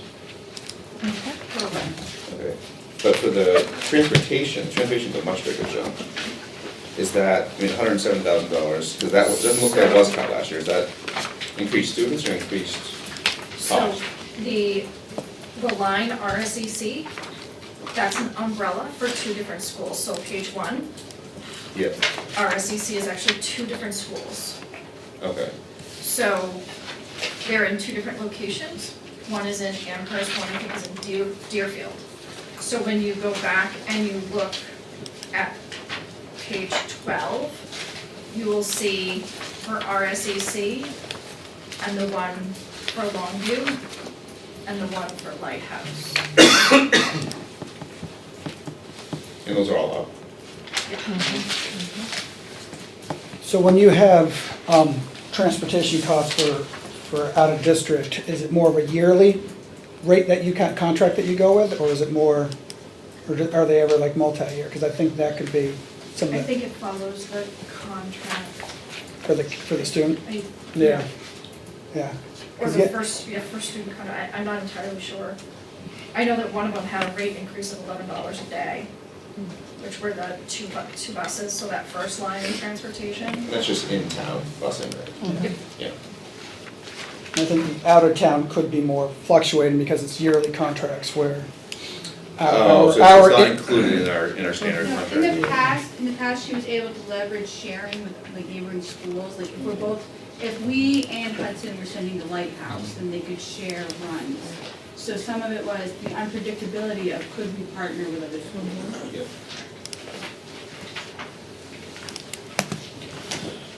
Anyone else? An electricity question.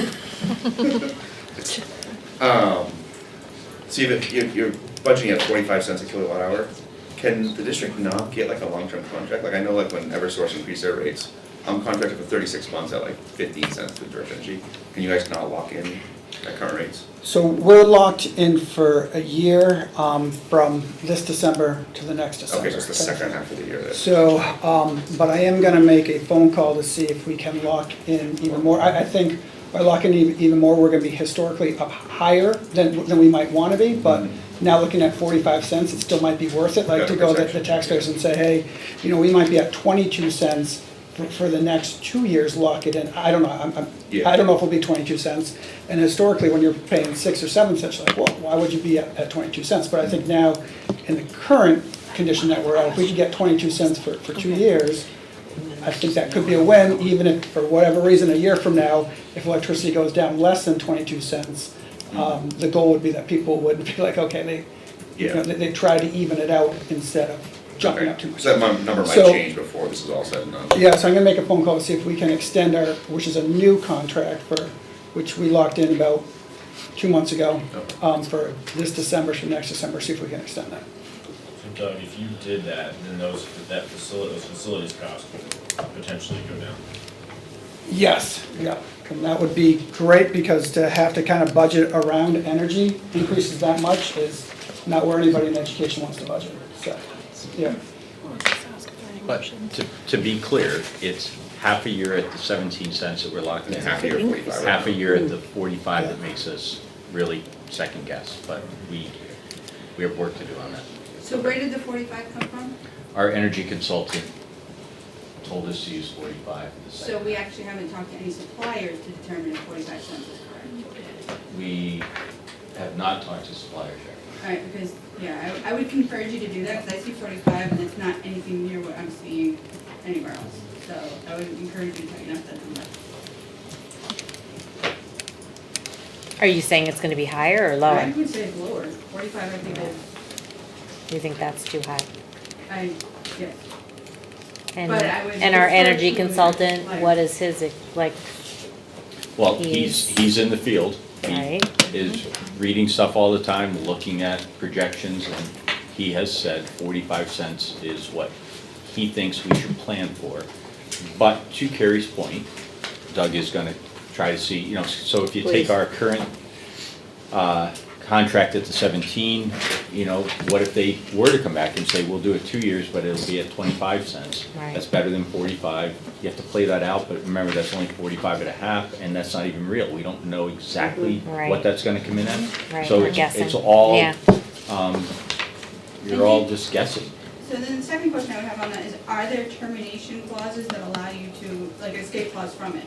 So I know when I did mine, my residential, I could, yes, it's a contract, but I could switch at any point with no penalty. So just because you have a 3-year contract, does that mean you're truly locked in for 3 years if the price drops? That would be good to know. Yeah, I wouldn't have that answer right now. No, absolutely. Any other questions from the audience before I ask? I have one more, so that's what I. Yep. Okay, you have a proposed budget here, we're going to review it to finalize it, which would then be the proposed budget that goes to the budget committee to do whatever they're gonna do with it. If between, and I believe there's 3 or 4 budget committee meetings that are set aside to deal with 4. If between now and then, something changes in the budget for special services, where 3 out of the 4 that, of the kids that are currently being reviewed or added, can we adjust this budget, or because the school board has voted on it, Do we need to reapprove it? how does that Yeah, work? no. I just don't know how, I guess, how has it worked in the past? Has that been something that's been fluid up until, So my recollection from last year is that there were school board adjustments made while it was in front of the budget committee. So okay, Doug and I are attending meetings, 4 of them it sounds like. I think there's a 5th one actually to talk about warrants. And so if the school board were to take action, we would walk in and say, okay, we've had an adjustment and here's what it is. And then the budget committee, that doesn't change their work because they just have a different number and they have to decide whether they accept that adjustment. But it's something that I think the budget, you can't change it on the last night. no, and gotta- again, I'm not, I don't wanna do that, but if we have, again, at one school 4, maybe, let's say it applies to across the 3 schools and it's 12, which again, it's total speculation at this point, but even a quarter of them end up with services, that could dramatically adjust this budget. John David. And do you have a- JD wanted to Yeah. jump in, Yeah, sorry. so we do have 4 meetings, and the Yeah. way our flow, just the way we're planning on our flow working is next Thursday the 10th, we have a review. It was basically the 10th and the 17th to review. It's an opportunity, much like we did with the town, to ask questions. We're not expecting full presentations, but it's gonna be an opportunity to dig deeper and for folks to ask more questions. Voting does not actually start on the school budget until December 1st after Thanksgiving.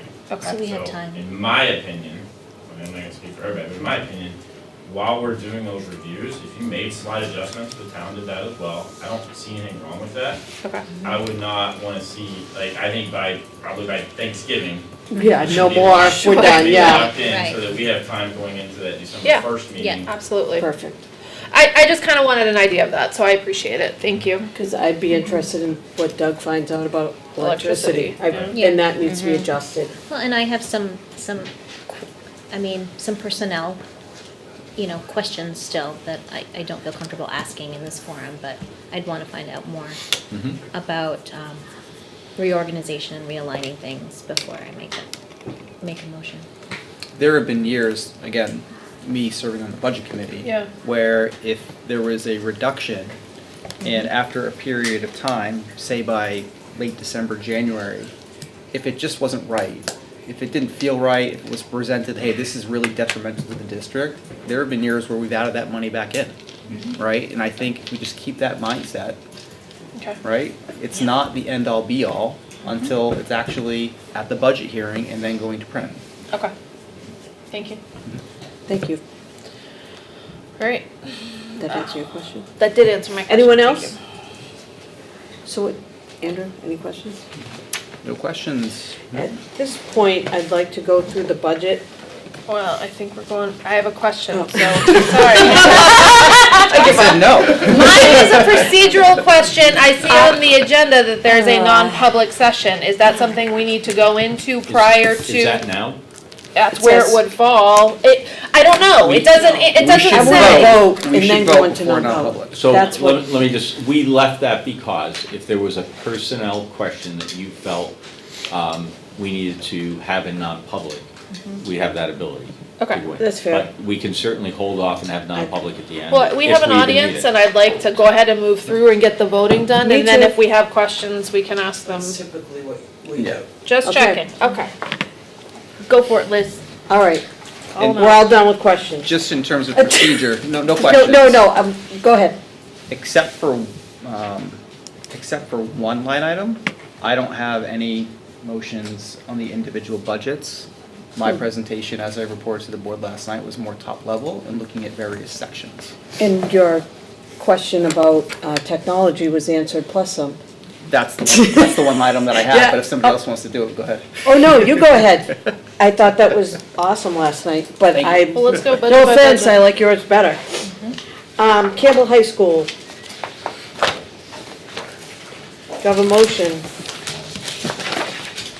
I'll make a motion to approve the fiscal year 2024 draft budget to send to budget committee. Is that the motion?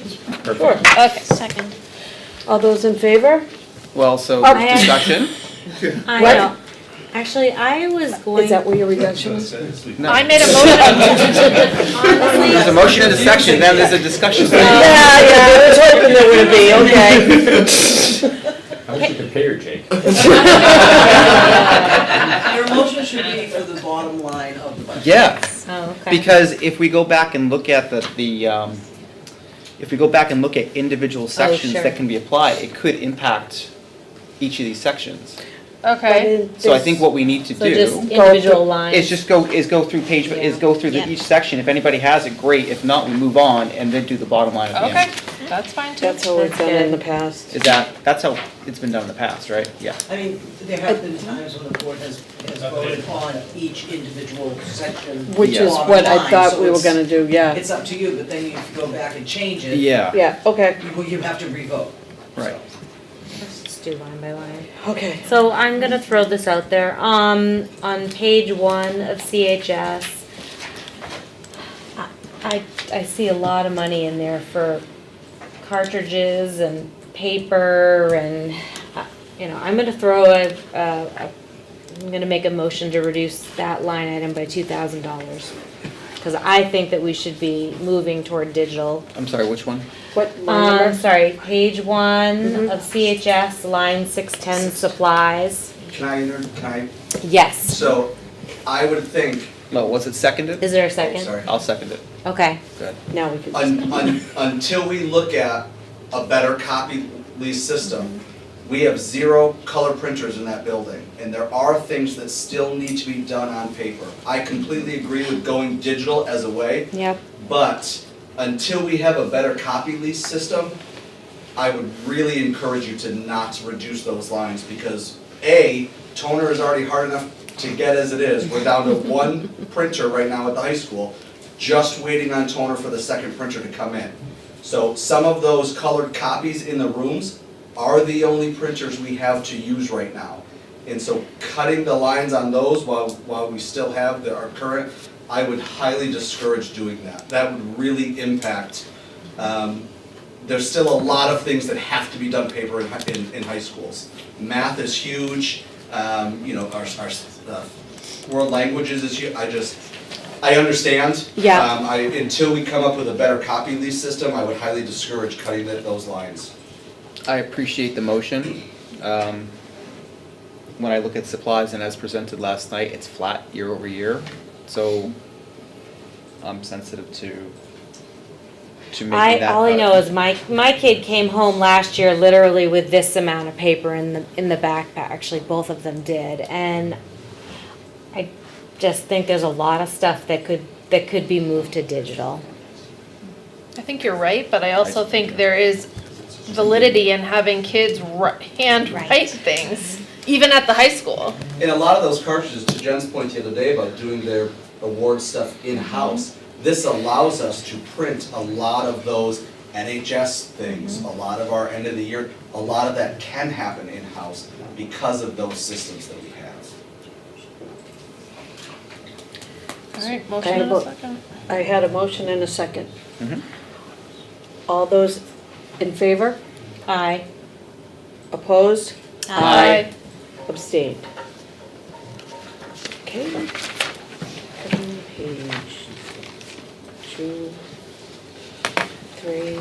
Tell me when to stop. Regular education programs, math education. 110. Any questions? Motions? My circle.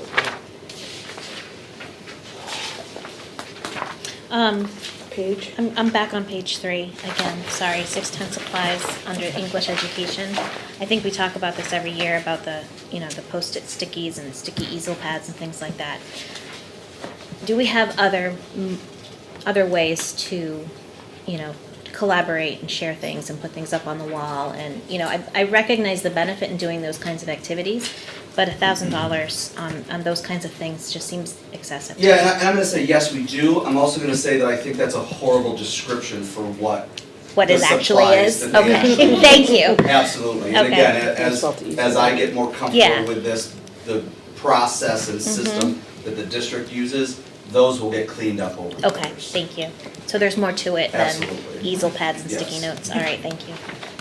Page 4, page 5, 6, 7, 8,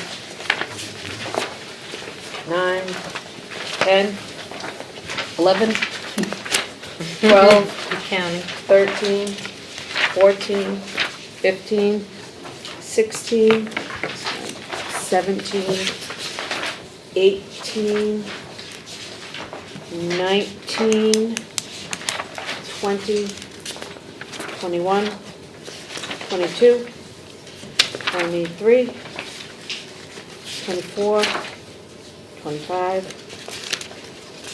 26, 27, 28, 29, and 30.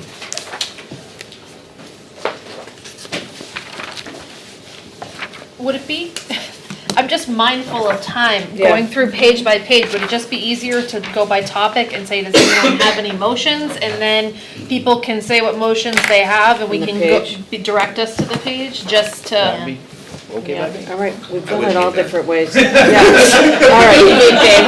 Perfect. All right. Does, I like listening to Liz count. I know, we've had it done so many different ways before, I remember that. I know. You're a very good counter. Sorry, thank you. Does anyone have any motions on the Campbell High School proposed budget? Oh, the Campbell or LMS? Oh my I thought we just finished it. We haven't finished Campbell. Oh, We went we back. went page by page. We went 30 pages. I said, are there any motions to Oh. approve? Oh, I thought Sorry, we were think gonna we're do waiting that until section. the I end. thought, you wanna do the, all right. GMS is next. LMS is LMS next. is next. LMS is next. Not in my book. Yeah. Sorry, hold on. GMS, LMS.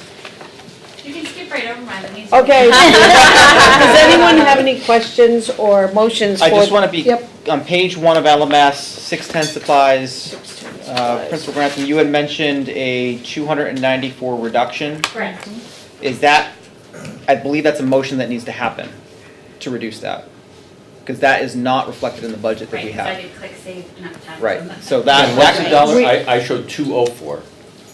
294, it's 348 times 42 versus 355 times 42. So a reduction of 294 from that line. I will, so then I'll have two motions. I'll make a motion to reduce line 610 supplies from LMS by $294. Is that under world languages or some other place? That's under 610 supplies. 610 regular. supplies, page 1. Regular education. I know, but there's 3 of them on page 1. The Oh, top- regular the top one. education. Okay, thank you. Yeah.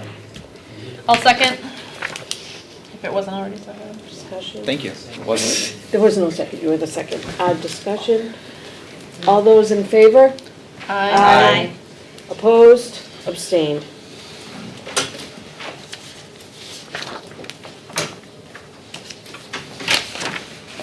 Anything else? Did you say here if you had another motion? Adrian? Not for LMS, it's for technology.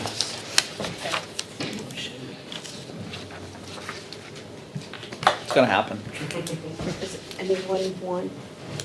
anyone have any other questions? Nope. No? Motion? We don't have a motion. Oh my God, what is wrong with me tonight? I'm sorry. You're in Tonight's. We're All jumping right. on to GMS. We have to run GMS. Motions for GMS. None for me. No, yeah. None for me. Maybe we should fund GMS? Is that just zero it Yeah, out? zero it out. I wanna see Mr. Mitchell sweat a little bit. That'll be the difference. Okay. All right. What do you have next? Curriculum. Curriculum.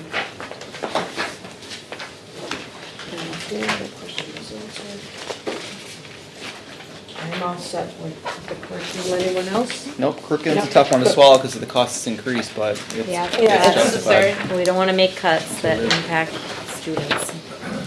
Technology, that's what I've There you go, got. Andrew. I got You're one. up. I All got right, one. here we go. I'll give somebody else the option though, if they'd like. I will reduce, is line 531? You got it. All right, I'd like to reduce that line by 16,500. Second. All those in favor? That's telephone. Okay. That's the one that, yeah, they Chris, said they our- got a better deal on. This is the one that our IT director had explained this evening Yeah. and agreed that there was savings there that he had identified. Yes. All Okay, those so, in, go ahead. no, that's all right. Do you have a question? No. Motion and a second, let's vote. All those in favor? Aye. Aye. Opposed? Abstained? It's like you guys are in 5 different rooms right now. I know,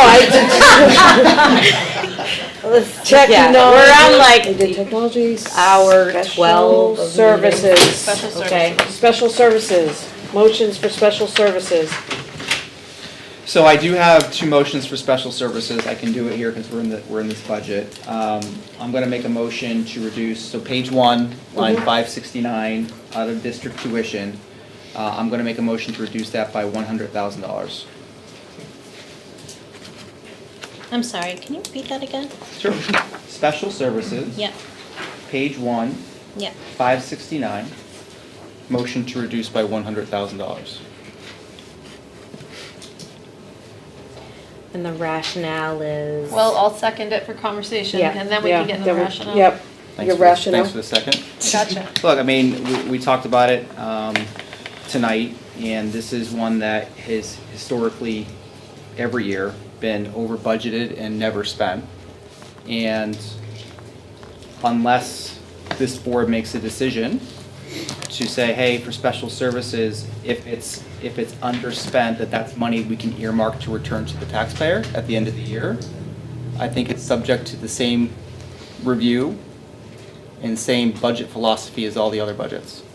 And because it is over budgeted year over year over year, that's why I'm making the motion. To get it in line with what's actually spent on that line.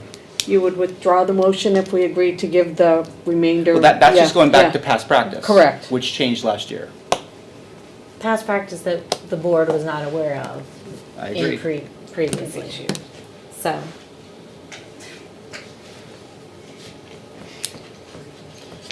All right, motion and a second. Any further discussion on it? Thank you. All those in favor? Aye.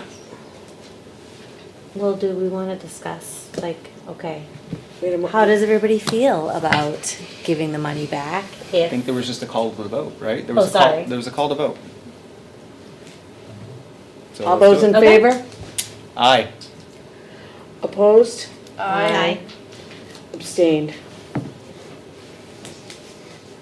So I don't think it's too late to discuss that. How do you all feel about giving the money back? I would like to give the money back. I would too. to keep it all the same.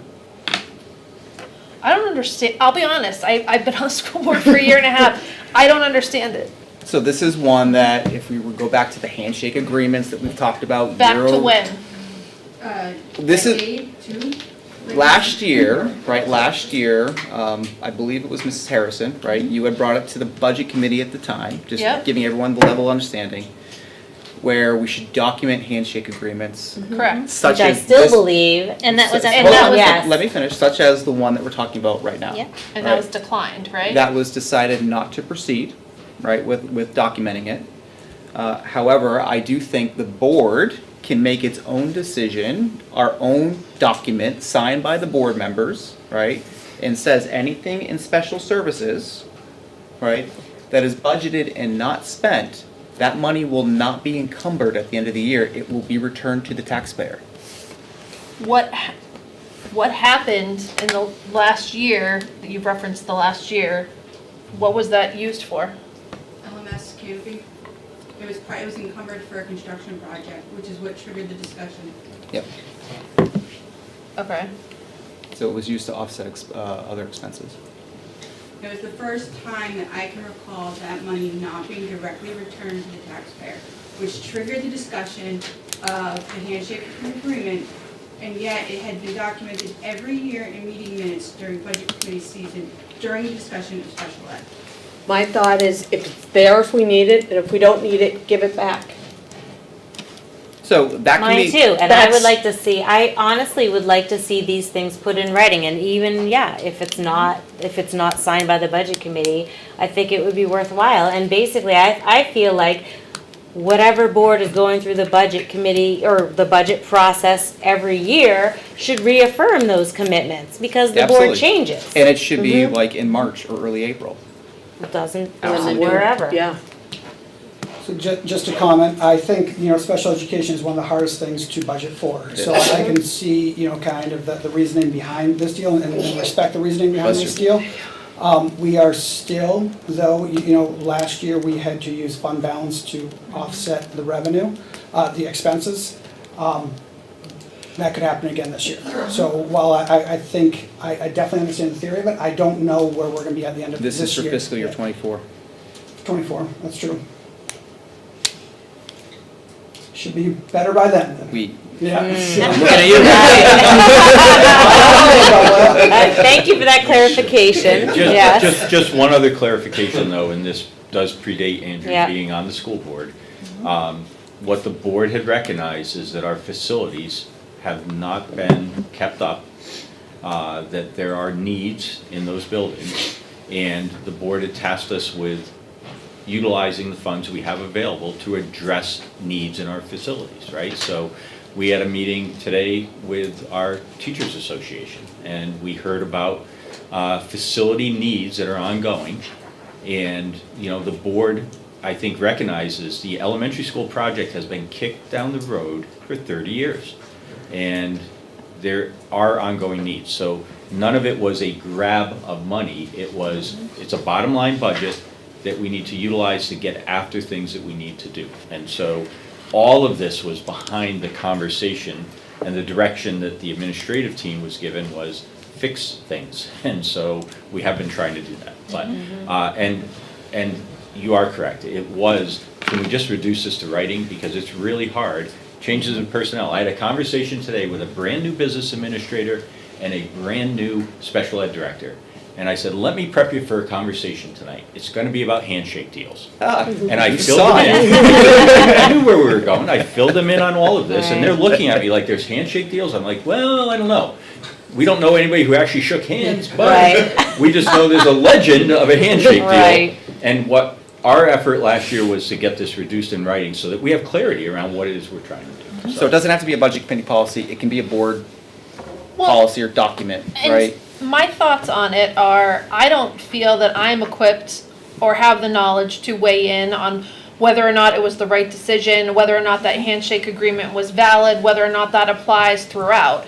If we're talking about making a commitment for the FY 2024 budget to say that any underspend on the special services would be returned, I feel comfortable making that commitment because that is specific year, a specific Well in advance, time, we're we all planning know ahead. about it. So let's do and it a year in advance. so that's how I personally feel about it. I can't weigh in on whether or not handshake agreements from the 90s, you know, Or other ones that we don't even know about. I can't and I Well, won't. Let's stick but- to the one that we're talking about. Yeah. Right, I think that's the, going forward, what I can commit to is the 2024 budget, and then we do that. Do we have a motion? I will make a motion that this board will put together a document signed by the 5 board members that any monies remaining within the special services budget for fiscal year '24, not spent, will be returned to the taxpayer. That's I'll second inclusive, that. that's Yeah, inclusive of okay. transportation as well as out of district tuition, all the lines. Okay. But can you commit a future school board to that obligation? That's my By question. signing it tonight, you're committing a school board in 2024 to that agreement. Can you Good point. legally do that? Right. That's a good point. And that is where it fell apart, honestly. Yeah, that's a good point. I'd I like don't to see know. it in writing that you all agree to that. Okay, so Right. how about we do this? Can we But table next this? year, there's only one member up, so it'll still be. But the principle Maybe. is, can you commit a future board to Yeah. a current action? But can we table this discussion and get a legal opinion on that? Yes. I'm We looking can. I at, would like that. I'm not looking at you, I'm looking at here. Is Yeah. that something we We can can- do to Before obtain? December 1st would be Before? helpful. Yeah. Yes. No, So, before I, Thanksgiving. Yeah. I don't think we need a legal opinion, I'll Right. tell you why. I think what you're doing is you're setting a We're policy setting an statement. intention. Yeah. You're setting a policy, and policies can always be changed by a future board, right? That's true. I mean, here's the policy, but I think you're putting into practice that the policy is, when budgeting, this is the intent. And then a future board can review that, and if a future board says, we don't want to do that, there'll be a response, won't there? Because there was a response to this. Yep. So a future board is going to say, what will the response be if we revoke or don't follow this policy? So I think I know we what the don't need a legal response was opinion, last we year. can draft a policy Right. up, get it approved. It doesn't need all your signatures on it, it becomes policy of the board that this is in budgeting what you try to do. So that's my thought I and just want a advice. record of the board members because everyone forgets, right? Who was on the board back then? So Well, this it'll should have be I will documented. never forget this year. I mean, I really do think, we talked about this today with the Teachers Association, when we met with the LEA. As a board member, I constantly struggle between my obligation to the students and to education, And as also taxpayers. my obligation to be a responsible taxpayer. And so where I can make a commitment for a future year to return underspend and make that clear, so it isn't this, oh, there was a handshake and it was 20 years ago and so said so. I think this makes it clear. I think it sets the expectation, but it doesn't bind future boards. They can change the policy. Right. I agree. All right, so we have an action. It sets the precedent too. All those in Well, it favor? doesn't set a precedent. What It's motion just are you for. voting So we're gonna, And policy. allow me to amend my motion. Okay, yes, please. Okay.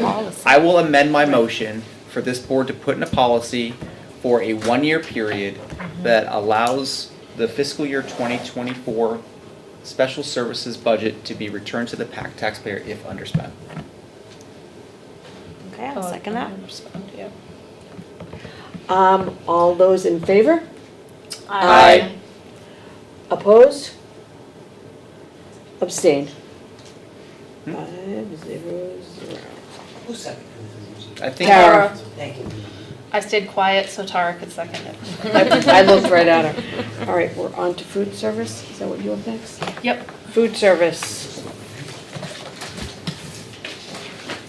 Motions? All right, food service.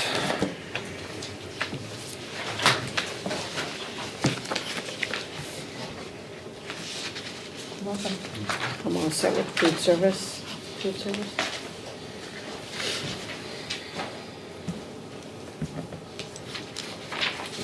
How much did food service make last year? I mean, they're gonna break even this year, correct? Well, hang on.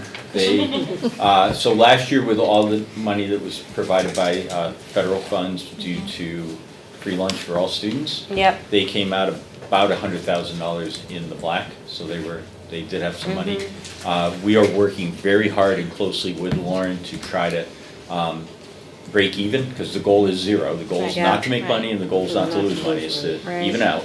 So that's our expectation and what we're striving for. But remember, it had run in deficit for 3 years prior. Yep. So as we go back to normal, where it's families pay, that's why we're asking about the vending services and ways that she can increase revenue in order to help to break that. And she does have that buffer, because food service is an area where you can carry forward the positive revenue that you have. So she's up by that amount. Yeah. Our hope is that it's gonna still be up at the end of the year, but the other thing is food costs have escalated. You saw on the internet about lettuce, right? Because it's gone up drastically, so $75 a case. $75 a case for lettuce. Andrew, did you have a question? No. Oh, okay. Anyone else? We have some changes that we want to make in the negative. They were partly because of the saving, when you have to save like 4 different times. Oh, okay. And partly because something was meant to be taken out and it just wasn't taken out. So on page 1 for 580 travel, we want to erase all the Directors Travel National Conference, so take away the 1,300. So taking away 1,300 from 580 on page 1. So that would bring that down to 200. If we could table that to the end, because I'm intending to make a motion on all travel across, and all conferences and workshops across the budget.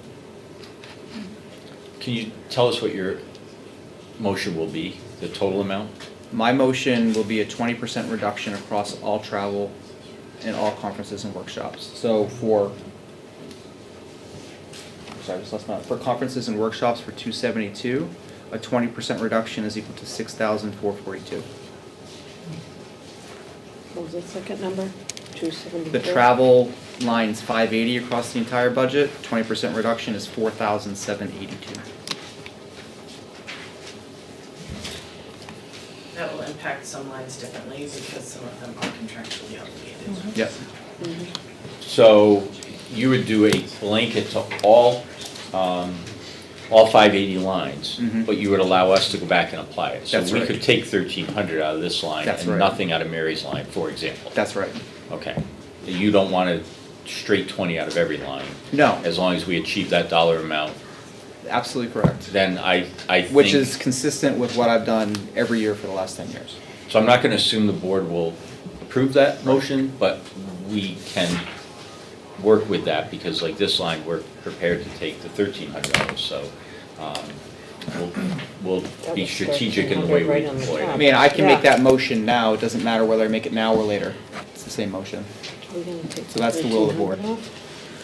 Maybe we just do it, because if it Yeah, fails, it yeah. puts the whole We're question. on That's it. why, that's why I brought that up. Put it to So bed, right? I will make a motion to reduce 272 across the entire budget by $6,442. For awareness, 272 or 580? what did I say? Yeah, 272. 272. Conferences and workshops. Okay. By I'll dollar wait amount for a again, second please. before I So can you do talk. the Dollar amount again. Oh, sure. 6442? Yeah. 6442. Thank you.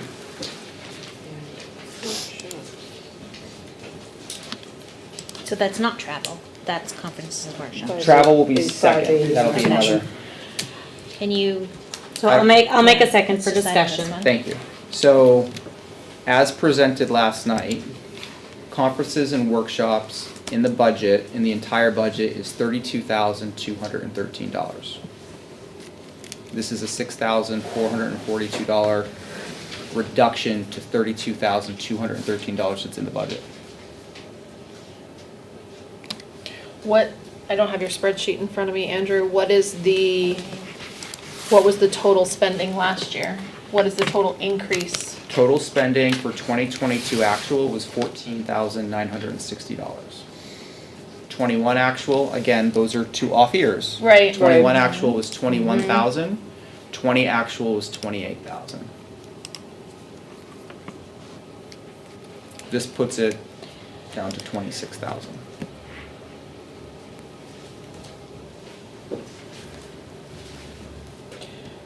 I'm gonna ask another question.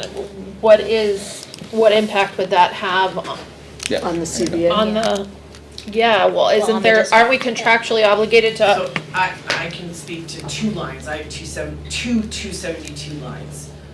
One of them is our district-wide conference and workshop line.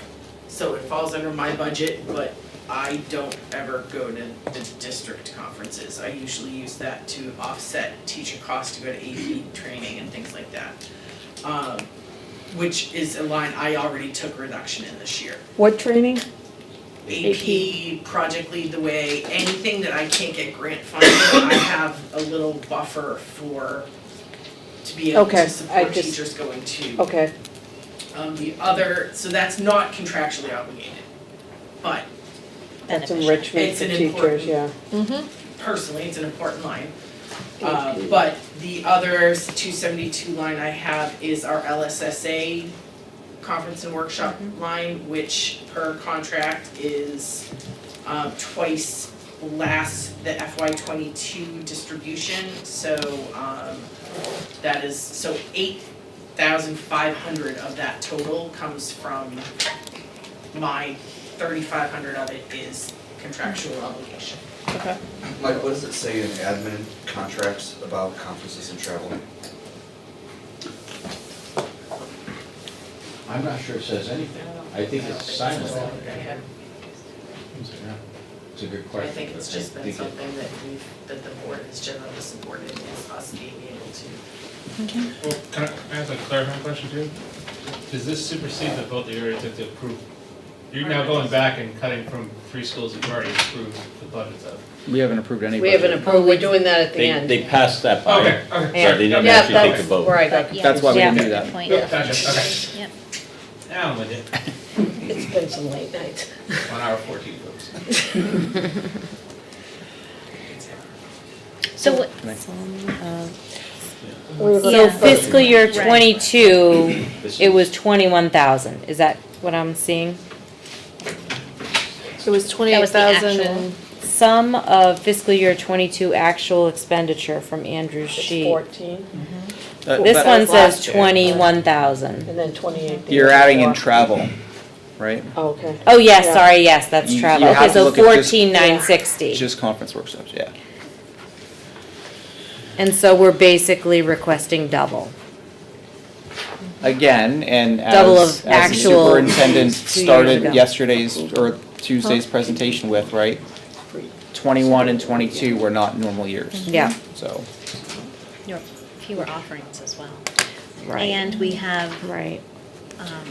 3, forgive me for saying this, but new administrators at each of our schools who, I know Dan hasn't been to, you haven't been participating in conferences in the past few years.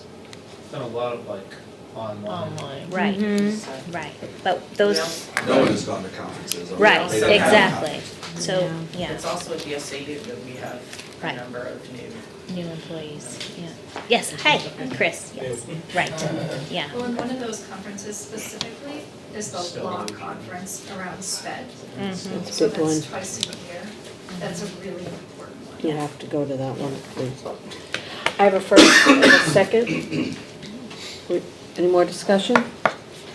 I appreciate the desire to make the cut, I can't support it. I think we have to have conferences, for our administrative team, for district-wide, for people to be able to go to these things.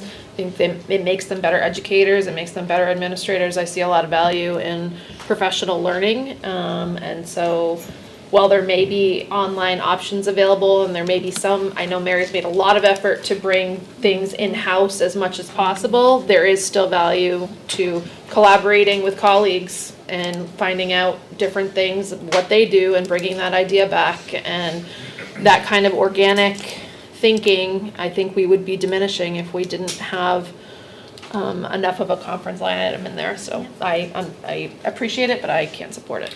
Yeah, to me, it's, this would affect the kids. This would affect the students, because the more well-trained and knowledgeable our staff are, the better outcomes we'll see for our students. Yeah, I agree, I think this is how we improve our district. So we have a first and a second. Just my thought is it's not zeroed out. There's still money in the budget. As everyone knows, it's a bottom line budget at the end. And certainly that hasn't prevented conferences and workshops from being attended in years past. I'm not suggesting at all that conferences and workshops not be attended in fiscal year '24. At the end of the day, we're faced with a nearly $1.3 million increase, and I'm trying to do the small part to get that down. So I have a first and a second. All those in favor? Aye. Opposed? Aye. Abstained. Okay, I'll make a motion for $1,300 to reduce line 580 I think, under. I don't know if Andrew's gonna make a different motion about. Oh, he's- 580. Yeah. Yeah. Well, I think what we can do though is, I think Tara, your motion's correct. We can stick to travel and then go down to the next line item let's see here. Your, 580. where was the let's see, where's the 1300? Oh, that was under travel. That was correct? travel. Yeah. Got it. SNA So I, conference. Oh, right, so I'm okay. gonna make a separate Okay, motion got for it. travel. The motion for travel is a 20% reduction, same conversation. That is equal to $4,782. I'll second for discussion again. What is NSA National Conference? NSA. And SMA? SNA, yeah, sorry. is School Nutrition Association. I was gonna say NSA, isn't that like super secretive? We have somebody who goes to that? We can't talk about that. Yeah. I'm old. NSA, SNA, SNA. So we do best when the national conferences are in Boston, and there's one coming up in Boston either this summer or the next summer, so. July of obviously, '24. You know, it wouldn't be, it's just a lot difference of a cost to go to a national conference in Boston than it is to get on a plane and go someplace else. I will tell you, I have made it clear that I don't expect anybody to buy a plane ticket and fly anywhere. That, that's not the way we're gonna do conferences anymore. So will it cost $1,300 to go to Boston? It will not. That's why we're proposing that we can safely cut the 1,300, but, Okay. I can't really speak Yeah. honestly to the full 4,782. I can tell you 1,300, it'll be right there. Yeah. And then we'll have to go back to all those lines and try to figure that out. You just double click on the number in the pivot table, it tells us where they all are and off we Yeah. go, but. All right, so I have a first and a second. As I'm going through this, my original concern, so does this include mileage, like just for, going? So this wouldn't be like It's deposits going to the bank, right? Right, So, if you look at This is food just for the service, I know. there's two amounts. oh, I'm looking at the whole thing now, all of it, But okay. on the 5A food service, it Yeah. has director's mileage $200, so that's for her to drive to the bank. Yeah. That's for her to drive from the high school to Okay, so Griffin. it is, so it's that, Yeah. but so when I look at the detail of what Andrew put together, there's not a lot of small amounts, so I feel like most of this is coming from, number one, special services, so that's 10,000 of it. And then the second biggest bucket is school and district admin, 3,000, 2,000. And then Another you're talking about travel, 2,000. right? Correct. So some of that is by our providers between schools.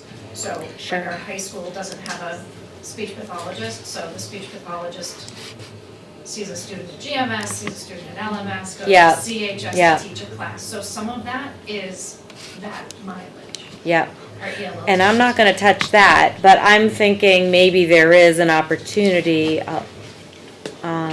through the school admin, school and district admin. District admin's almost 4,000. What you're gonna find is, we haven't gone there yet, but underneath SAU, specific to 580 and specific to travel, you'll see an increase of $3,875, which includes mileage of $1,625, and it includes conferences of $2,250.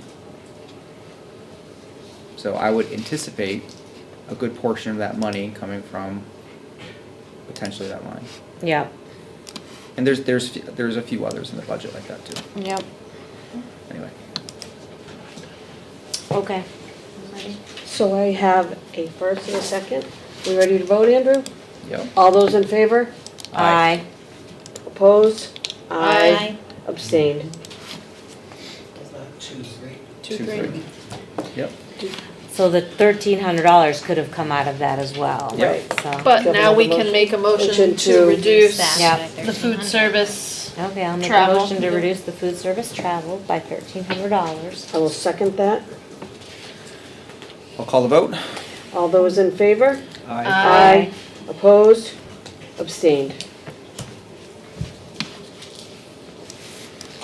All right. 5-0. Yep. Anything else in food service? So I have 3 other things in food service. Oh, So there, 2 of the 3 remaining are also reductions. One is an increase. So on page 2, 580 travel, you'll notice that at each of the other schools, there was $100 for travel. And if you look in the notes, there's $100. So this is again with the quadruple save thing, that the notes, $100 didn't get transferred over to the requested $100. So we're looking to make the notes equal what the requested is. So to Which bring- line is that again? Sorry. This is 580. page 2, 580 travel. Is this GMS This is mileage? GMS, yep, mileage reimbursement, So that would be $100. maybe $100. Add. Add, yep. Right here. And again, my next 2 are deductions. can you, Oh, can I do them all at once? Is that okay Yes, with everyone? please. So go ahead and give them to us. Okay, I know that I'll- Okay, so that's an Well, add. let's hear it. Yes, but the rest are reductions. so the next one is also on page 2, LMS 430 repairs and maintenance. So if you added up all the notes, it would equal to 1,100, but you can see over in the requested budget that it's 2,000. We want to actually bring down the requested budget to 1,000, so that'd be a difference of 1,000. So again, page 2, 430, repairs and maintenance for LMS. Yep. Got Oh, it. for elements, got it. Yeah. And then, let me find the last one.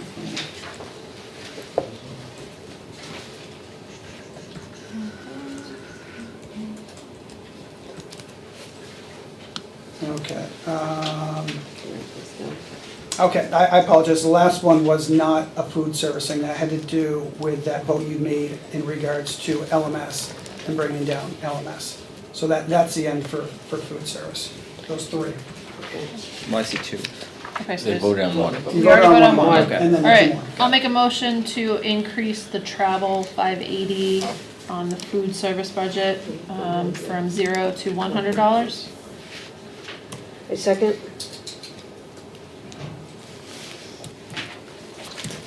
All those in favor? Aye. Aye. Opposed? Aye. Abstained. 0. I'll make a motion to reduce LMS food service operation, line 430, repairs and maintenance from $2,000 to $1,000. Second. All those in favor? Aye. Opposed? Abstained.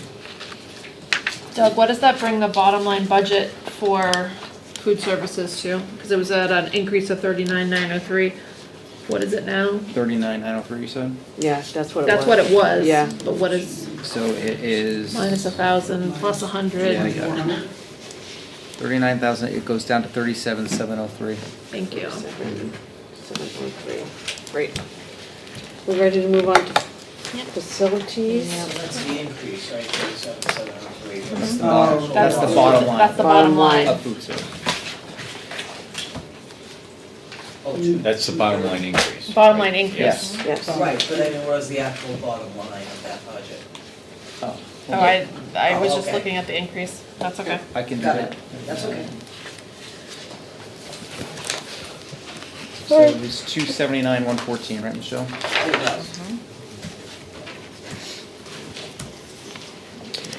That will be 276,914. Excuse me. Bless you. All right, moving on to facilities. Any motions?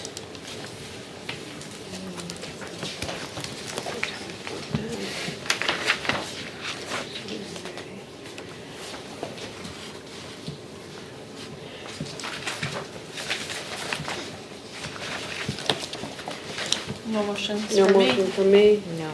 No. Andrew? No? No, I'm good. All right, business. Any motions? No.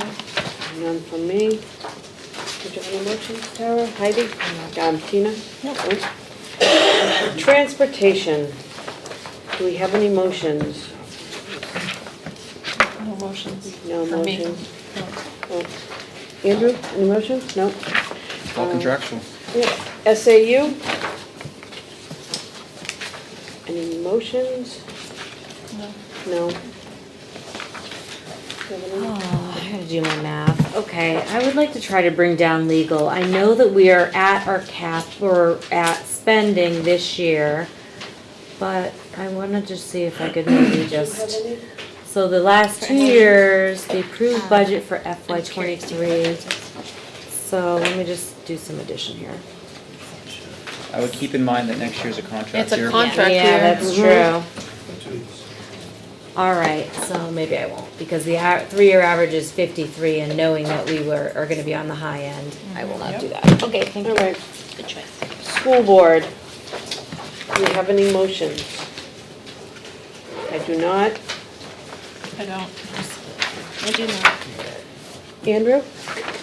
Any motions? This is not where stipends are, so no. All right. I just have a quick question, I'm sorry. Mike, remind me why every other year the printing and binding for the ballots is higher? Is it the number of elections that we have in a year? So we have 2,000, then up about 5,000, then 2,000, then 5,000 again. So the only actual is the 2,000, so it was 6,000 in 2020. Yep. Actual, 21 was 2,000, so that's down quite a bit. Right. But it's the same thing, we're printing for one election. Well, Yeah. in Although- was it 2020, that was 6,000? Because we, Because of a reprint. and we also had a special election that year And we had a because we special had, election. Right, right?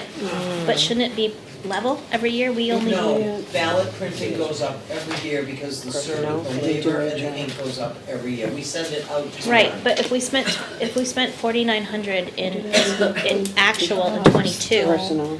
why did we budget only 2,000 in '23? Personnel, And now yeah, it's back HR's up not- to 5,100. So I'm not sure why we under budgeted last year. Okay. So Okay. we're trying to get it aligned to the actual amount of cost, Okay. which is closer to 5,000. I just Okay, don't know thank if you. this is set up differently. You all set? Yes, thank you. HR. Any motions? No, not for me. Not for me. Personnel. Do we have any motions? Yes. I'm gonna invite Holly up to the table, sorry Oh, Holly. No, good, thank you. Just- Yep. You can sit over there or here, it's your choice.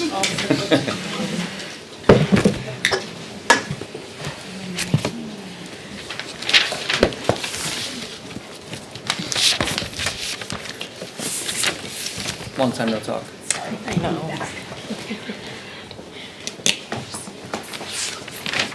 Let's do this.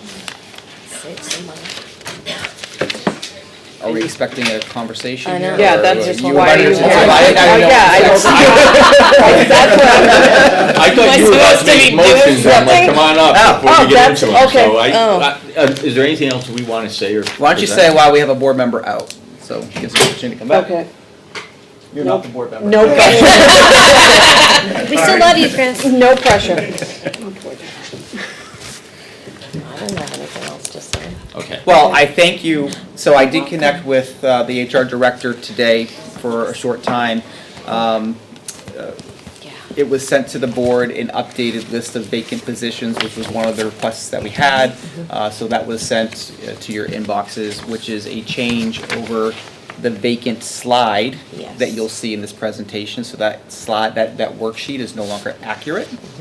The notable difference is that in the Excel workbook, the vacant positions totaled 362,978, as we talked about, which are these numbers right here.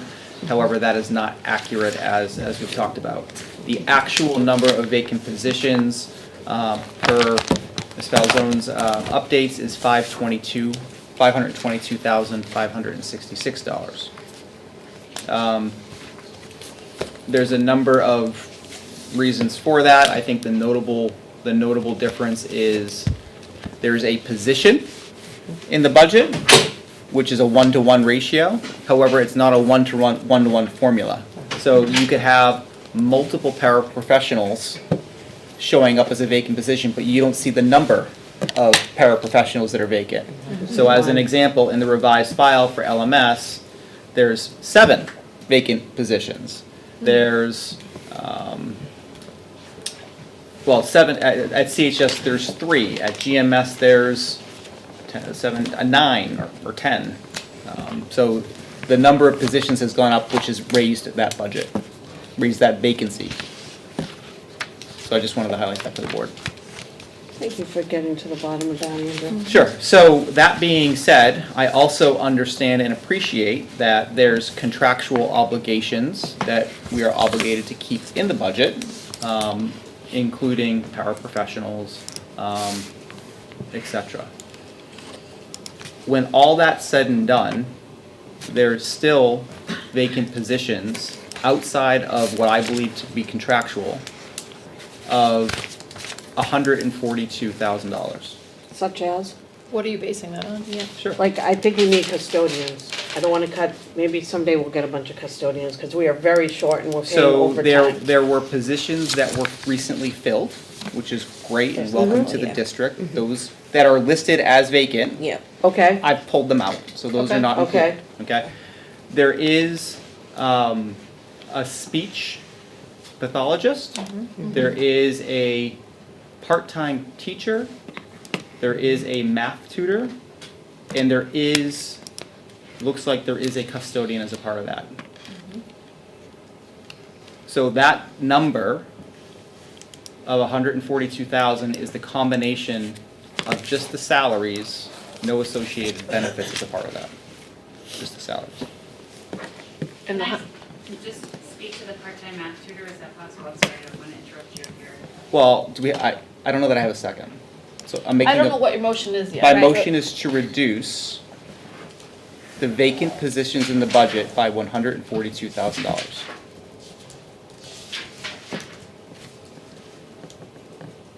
I'll second for discussion, but I need to, Okay. I'm trying to And comprised understand. again of which positions? So in the spreadsheet that Holly sent, Yep. right, and I have it here, I don't know if, Mike, can I take the cord? So I Yeah. can.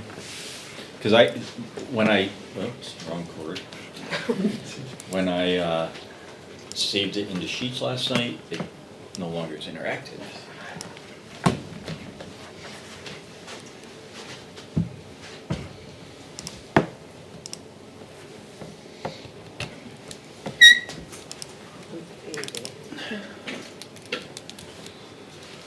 All right, I'll make this bigger. I wouldn't call it para-contractual, I would call it like, we I- need it by law. Need driven, yeah.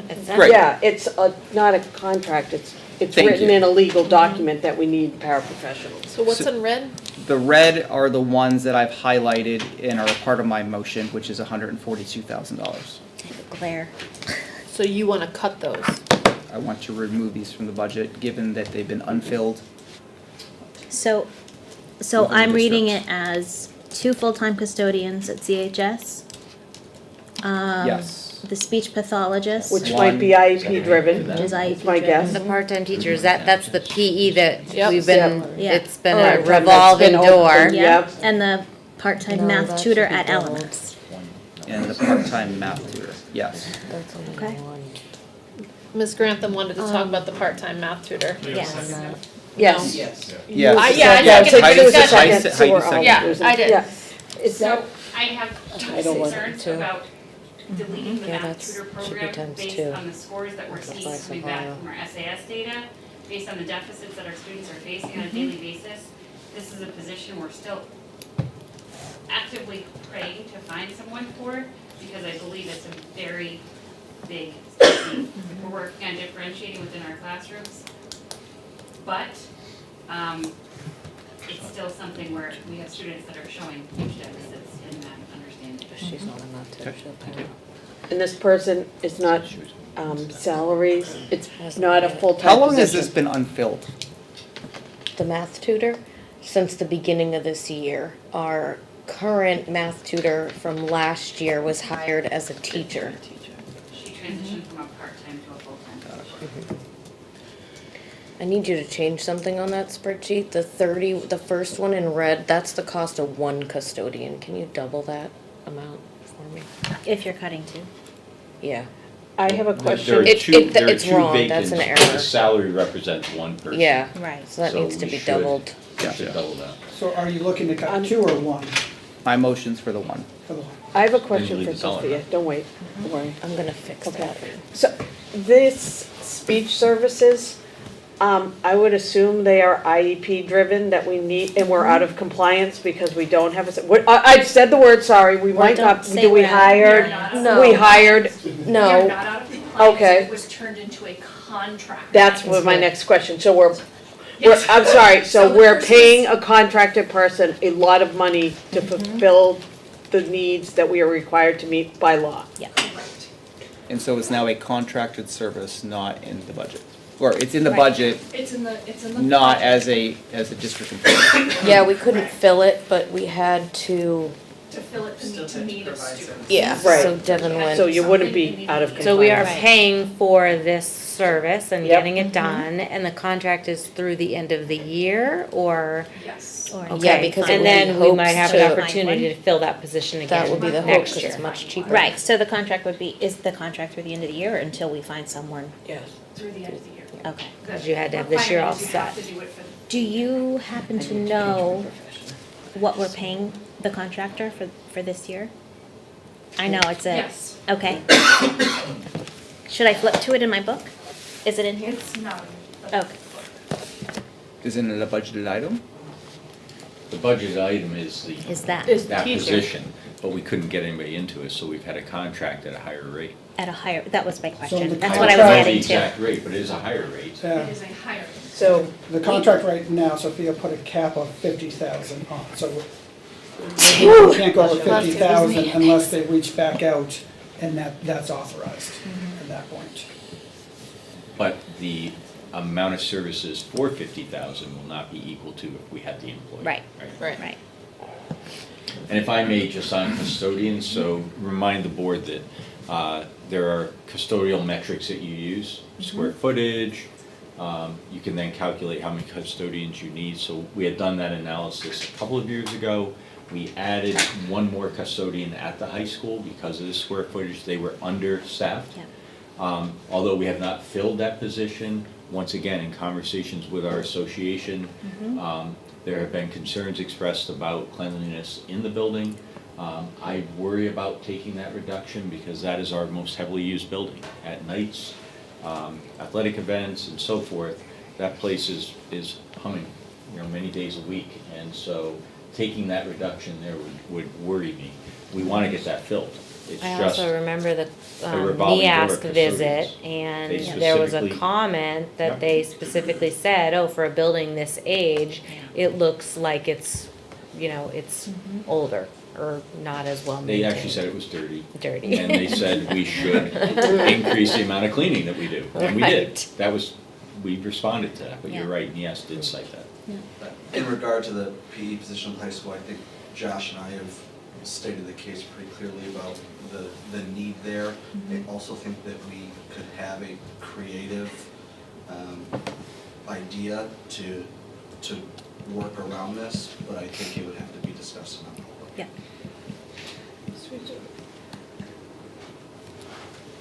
So in terms of the cuts, I mean, that's what's proposed right now, and that's the motion, and that's the second. I can't support these cuts. There's just too much of a need in the district for these positions.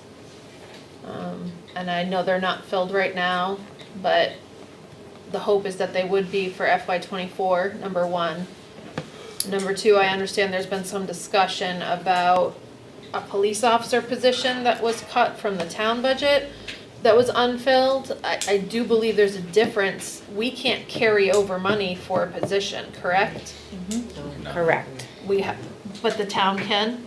Yes, and they do. I think it's like 8% of their budget. So for that unfilled position, if that person came back, they would be able to take. Because the position was unfilled all this past year too. Okay.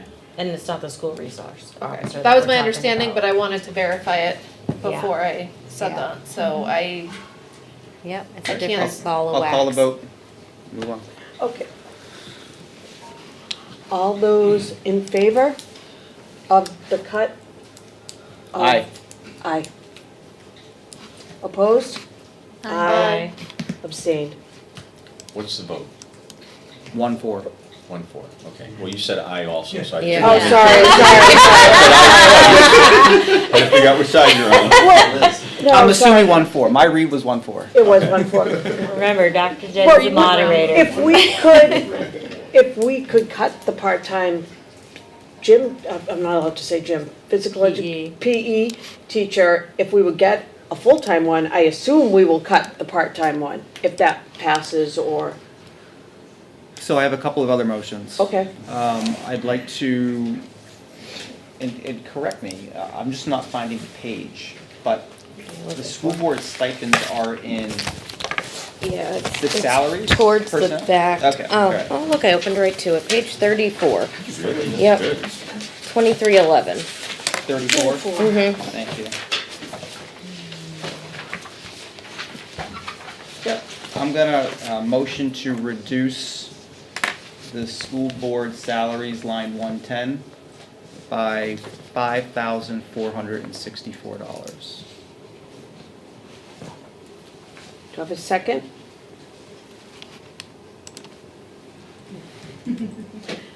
Well, I'll second it for just discussion. I I can't know. support this because I think it's between you and the district. I don't know what anyone's financial situation is up here. It's not a lot of money, but it might make the difference in Heidi's children, or you might buy a computer. I mean, it's still like, So this was something that was voted Mm-hmm. on by taxpayers? No. No, this is Or no? FY '24. No, and in the past, when the town has found themselves in tough financial straits, they've actually removed their stipend in the past. Yep. So there has, not this year, but there have been years in the past where there was a tough financial time, and they actually have, so there is precedent for removing it. I support School board, anyone who but- wants to write a check back to the district. Please feel free to Right. do so, Yeah. and I don't want your name used. I just, we wanna, I think it comes out to like $800 after taxes. And I'm sorry to No, interrupt you. go ahead. It's not about the money. It's never been about the money. None of us are here for the money or the fame and glory that people seem to think that we get.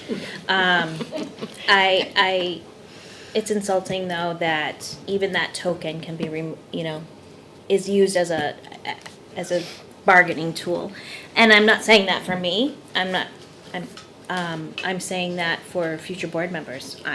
I may not be on the board in FY '24, but there might be somebody for whom that little nugget is to show appreciation for their time and effort and Honestly, energy. when I ran, I had no idea there was even a Right. stipend. None of And us ran for the I can tell you, money. I mean, maybe the last couple of years are different, but maybe not. I mean, there's been discussion like who's even gonna wanna run for school board at this point in time. 3 years ago, I was the only one running. Yeah. Okay? Is that little thing extra gonna help people? I don't know. Stand, it's between you Yeah. and the SAU. You do what you wanna do with your stipend. Donate it to charity, donate it back to the school, write a check to the music department. That's my stance on this issue. Okay. My view is it's just trying to do our part to help out the district in a $1.3 million increase here. That's it. And I think we can still do our part, and everybody looks for ways to contribute in the way that they can. All right. All right. We are Call the on- vote. Motion in a second? All those in favor? Aye. Opposed? Aye. Abstain.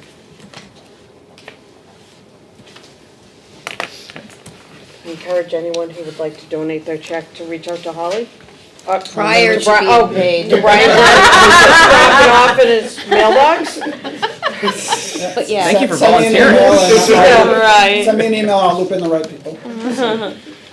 Okay, yeah, I have another motion. Okay, I'm going to make a bottom line reduction to the personnel budget by $150,000 for attrition. I'll second that. discussion? So, year over year in the budget, and this is looking 8 months to 20 months out, there's changes in positions. There's changes or reprioritization of individuals, which results in salary changes.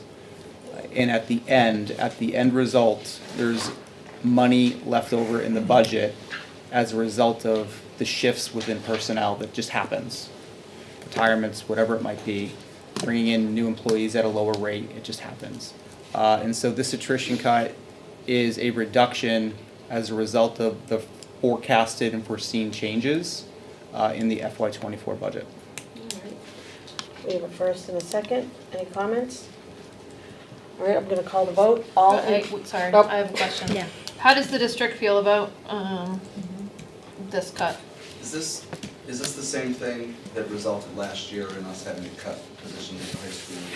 No. No. No. This is if somebody leaves This and is we if hire someone- somebody else, So- what that savings is. Andrew is correct. If you look at the last 5 years, we have realized savings in excess of 150,000 in terms of people who leave the district at a higher pay step and then hiring people. lower. We have tightened that over time because the market's gotten tighter. I mean, we used to have 100 people applying for a PE position, and now we have none.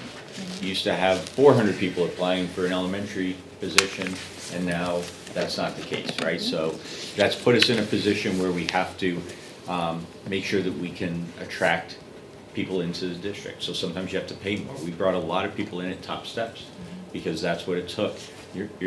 Last year we cut a Spanish position at LMS because we couldn't find anybody. This year we hired 2 very experienced Spanish teachers who are getting rave reviews at LMS about the work that they're doing. But we didn't save money on those positions. That's the reality of it. So, do I think we could absorb 150,000? I think we probably could. It'll have to be tightly monitored, and there could be a point where I would say to a principal, I've never done this, but I might say, you're gonna have to find somebody lower on the scale in doing this because I'm saving money for a position that's gonna be harder to fill. I have no problem with that. That's something that we may have to say, Sorry, but I Ben. think we can. don't. That's great that you have no problem with it, but put yourself in my position. Oh, I know. That came into the building short teachers and paras, and now you're going to tell me that I can offer even less to hire staff? I understand that we have this extra money, but to say that I now have to offer less money, again, with 20 districts around us that are already paying more money, you're handcuffing our hiring process. I don't want you hiring every new position at the top step. I'm not saying the top step. That's what I'm But saying. if we get rid of this money and all of a sudden, they're gonna come in at a tier 5 and master's 15, step 4, and he's saying, well, you can only hire a bachelor's 15. And that's the thing, I don't think you would say If that. I don't have any bachelor's 15 applicants for the job, you handcuffed me in hiring. But I don't want to make the decision on hiring based off of money. Right. So I wanna make it off of the most qualified candidate who comes through the door, who would be in the best interest of our students. So if you're being told you can't hire any higher than a step 2 for a position, chances are that person isn't coming in with a lot of experience, that person doesn't have classroom time, is newer. I mean, not to say that they're not fantastic. You could hire a step 2 that's fantastic. I don't like making decisions like, I understand this is the constant this with the balance to the taxpayer and what's in the best interest of the students, but I have concerns about this. My other question, what have we done in years past with respect to attrition? Have we, at a school board level, made that cut, or is that typically cut in budget committee? Is that typically cut, is that cut at all? I don't know. believe the board has made a cut relative to that. I'm looking at Brian to see if you recall the board making that cut. I Or the know budget that the budget committee has made that cut. Sure. And the budget committee could say, it should be more. They have that right. They could. We've also come in before on one of these years when we knew we had a lot of money making that cut. Yeah, we have proposed that cut in the past, that is right. So, But you aren't proposing it in the budget that you provided to us, we are not currently proposing it, but it is on the table. but we're also sensitive to a $1.3 million ask. And we're sensitive to getting voter support for us, which will ripple effect across all the positions. So it's a push-pull, right? I'm sitting here saying, can we absorb that? I believe we can, because I think that's a better alternative than a failed budget. Then the answer back to the principals will be hire cheap. We don't have a budget, we're on a You default. can't say hire cheap, that Yes, we makes it. can.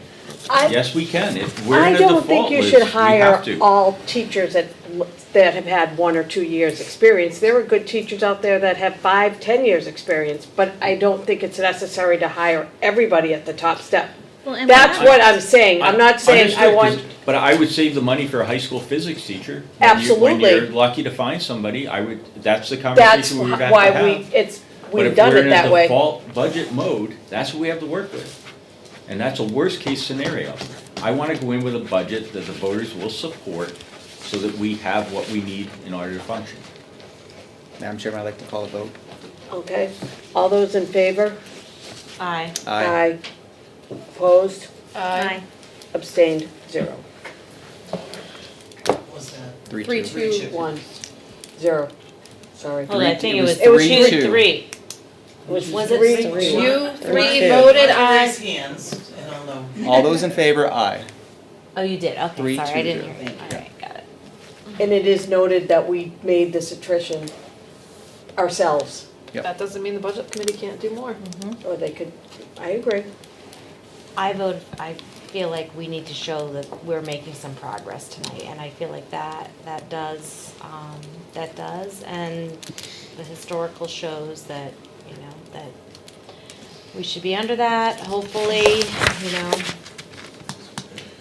So I do have one more motion, and I'm glad to talk about it in discussion. So the motion is to reduce health insurance by 5% to 134, the motion's for 134,500 reduction.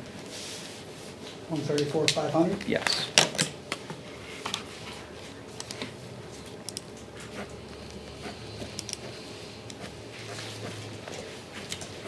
Is there a second? I will second for discussion. Thank you. So as presented last night, and apologies again to those in the public with the video that seemed to cut out, we can certainly bring it up here. One of the worksheets is on insurance. Can you make it a little bit bigger? I can, yes, you're welcome. So within the insurance lines, and these are specifically lines 211 and 212 throughout the personnel budget, health insurance and dental insurance. I'm just looking at health insurance right now if we're following along here. Health insurance over the years has been right around $2.1 million. Again, across the districts. 2.8, 2.08 in 20, 2.1 in 21, 2.1 in 22, 2.1 in 23. And then in 2024, it's nearly 2.7. Right? My understanding, and as presented on Tuesday, is health insurance, just health insurance, is expected or is now confirmed as going up by 10%. Is it confirmed? It's not confirmed. It's not confirmed. Placeholder Okay. of 10%. Yeah. It's a placeholder of 10%. The budget as presented represents a 24% increase. There has been some email exchange, and I had a conversation with the HR director today. Quite frankly, I don't get it still. I don't understand it still. There was an email exchange to the board about credits for health insurance premiums, holiday credits, and all this jazz. Even all of that considered, this line item in my mind is still way over budgeted, and I'm being conservative with a 5% reduction. Can you explain your response, Holly, because I didn't fully get it What I would just ask the either. board to do is So we talked about December 1st. JD brought up December 1st, right? So give us a little time on this number, because we were hunkered down for several hours today, going through it. And I think we would like a little more time to come back with what we think is the right thing, because trying to get, he doesn't understand it, we're not sure that we understand it at this point. It's got to do with the way it's being reported out of the system, and we want to get it right and understand it, so if you. When are the numbers coming out, the So actual? here's what Doug helped me kind of go through today and what I sent. The FY 23, the FY 23 numbers, so the FY 23 approved Column F. is with the holiday credit. So that number Credit is back, so it would've under been higher budgeted. initially. Yeah. Yes, I should have taken for FY 22 into FY 23, the rate increase without the holiday credit. That shows the holiday credit. And when I was thinking about it and budgeting for 2024, I took the increase So from do all the of the rates prior years have the without holiday the credit in holiday them? credit. Or I put the increase in prior to the holiday credit, which is how I think it should be done, because we don't know what the holiday credit's gonna be. When we got those approved rates in FY 23, they said, oh, here's your holiday credit. So we took the 8.6% increase off of that holiday credit. We're working on pulling more numbers to go like deeper dive. I found a report from last year out of personal budgeting for those FY 23 numbers to go through and say for each person, this is what was put in the budget for FY 23. This is what we think should have been put in the budget for FY 23. So right now it's apples to oranges. I think it's reasonable, I'll withdraw my motion. To be changed Tara, at a will you later withdraw date your second? prior to Withdraw my Thanksgiving. second. Yep, we will get you all the information prior to that. Thank you. We have, I do not like we have holiday one more credit. board meeting. Let's just talk about what that means. We have one more board meeting, right? Yeah. So we'll have to have something in front of you in November if we're gonna take further action on this. Yeah, I think, Yeah, no, Oh. we'll be fine. Yep. yeah, Yep. absolutely. I'd like to get it via email or whatever to you guys before to ask questions, and then make sure it's understood before we get to that board meeting, so you have. What you'll see is we'll make corrections to the fiscal year '23 budget to raise it up. And then remember, at the bottom of that budget is an 8.6% increase to all of insurance. So once you see the fiscal year '23 budget for, say, like a family plan of, right now it's showing up as $21,731. It will show up as $23,562. Multiply that by the 8.6%, that's gonna bring you to the $25,593, which is the same thing that you'll see in fiscal year '24. But again, fiscal year '24, $25,593 times the 10% at the bottom, which is that placeholder that we put in for increased insurance. So when you do your work, if I could just ask that you also take a quick look at dental. I know it's much Yeah, smaller in the scheme absolutely. of things. We didn't look at that But it's one today. also showing a 10% increase Yep. when we're expecting a 1.5%. So I think it's the same story, Okay, but yep, absolutely. Yeah, I'd like those numbers before we Is make there a any holiday guess. credit with the dental? The dental, I didn't think so, but. what they do, last year, they suggest, cause it's usually such a small amount, they put it right on the first bill, but we'll look at all of the rates. At this point, I guess my question would be, do we approve the budget as a whole minus Minus- health insurance? And leave that line item to be approved? we On need to the we 17th? need to approve something for the budget committee. Right, Yeah. and that's what And so so- Personnel. Are there any Yeah. other motions No. on any other budget sections by the board? I do not have any. I will make a motion to approve a bottom line, which can be adjusted, to approve a bottom line of $24,469,542. is that the budget? That's the number from the minute, if you, I can make this bigger so everyone can see it in the room. We started at 24,638.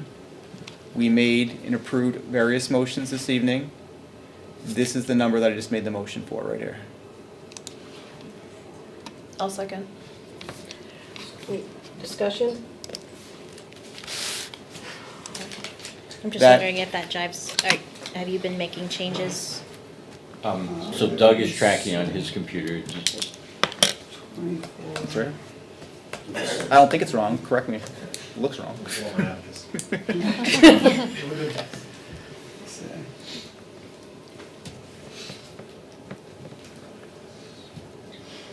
I just want to make sure the numbers line up before I call a vote. Sure. Yep, that's fine. We added in $100, that's here, and then the reductions.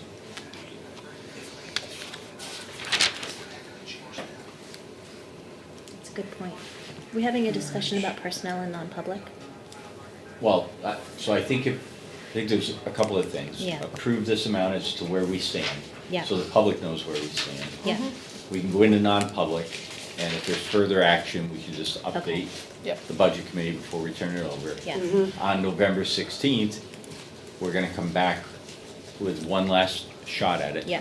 And we can report on the 17th to the budget committee what action we took then. So you kind of have these Yep. other opportunities still. Thank you. Yeah, that's correct. 68. 24,469, 542. Yeah. And again, if it's not correct, we have another shot to get it correct. Yeah. So Exactly. I think it's right, It's but definitely either correct or, yeah. I mean, Or or very not. close. usually this is where we get in.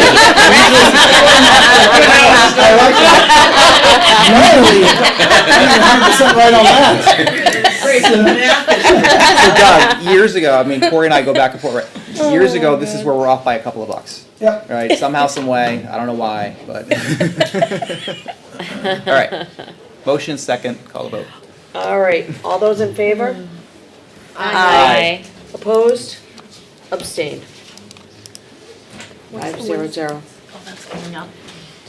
The what? 168. That's coming. That's the difference. Oh, okay, That's the total of what we reduced this evening. okay. Okay. I'm like, wait, is there more coming? No. No, we still have quite a few little tweaks to make. Do I call motion? There's a lot of Yep. info still to be made. You're doing non-public? Yes. Yes, please. Motion to go into non-public, the dismissal, promotion, or compensation of any public employee. Before you go into non-public, Oh, yes. so Andrew asked a question the other day, and I'm sure he spoke to Holly about it, and I know there's budget committee members here that weren't here the other night. Okay. And I know it's the same question I asked the first time we did this group thing, that was the raises, how they appear in the. Oh, yes. Yeah. Because I'm certain that some budget committee members are looking to say, holy smoke, what are you paying these people? So- Can I address that? Yes, please do. All right, I'm not gonna present it because of the sensitive information, right? But, No, just. what you- Why it looks the way it does. so I am not going to make a reduction in salaries. The reason for that is I believe there's room for improvement with how we account for salaries. In regards to? In regards to the past contract, the voter-approved contract that was passed. When the voters approved the contract, it was approved as a lump sum number, call it $100,000, whatever, what's the correct amount? 350-ish. 350,000, all right, so the voters approved 350,000. In the budgeting system, there's one line item for 350,000, and it wasn't allocated back across the 113, 114 district employees, all right? So when we look at employees and look at year-over-year raises, it's not correct because the contract wasn't distributed across all the people, right? And so now that we've gone through year one of the contract and year two, now it's catching up because now it is distributed. So if you look at individual salaries, it will show fiscal year 22, $50,000, fiscal year 23, $50,000, fiscal year 24, $75,000, right? When yeah. really the raise should be split over 2 years instead of one. Did I do that justice? You did, You absolutely did, because it was Well done. Thank you. sticker Andrew, shock. one point to clarify now, as far as that is union contracted employees. Yes. Currently, No. No, every employee It's- across the entire district falls Yes, into that, even though because- it's not contracted? it's both. Because your non-union employees have a salary pool that the superintendent spreads out over. So the salary pool every year is budgeted as a lump sum Same at the thing. bottom.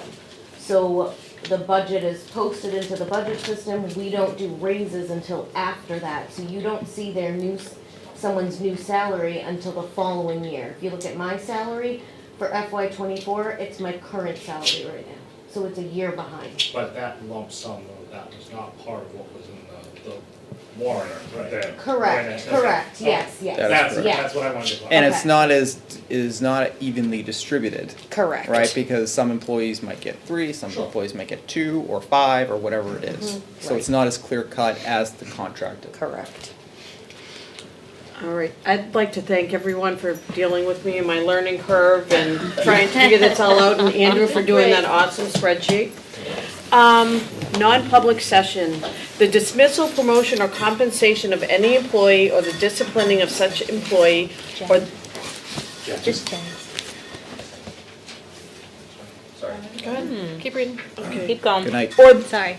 Or the investigation of any charges against him unless the employee affected has the right to a meeting and requests that the meeting be open, in which case the request shall be granted. The hiring of any person as a public employee, matters which, if discussed in public, would likely affect adversely the reputation of any person other than a member of the body or agency itself, unless such person requests an open meeting. All Yes. those in favor, yes? Yes. Aye. Yes, Aye. yes. Aye. Aye, aye. Yes, I. I still valid. Can you stay? Thank you. Thanks, everybody. Liz, you want a piece of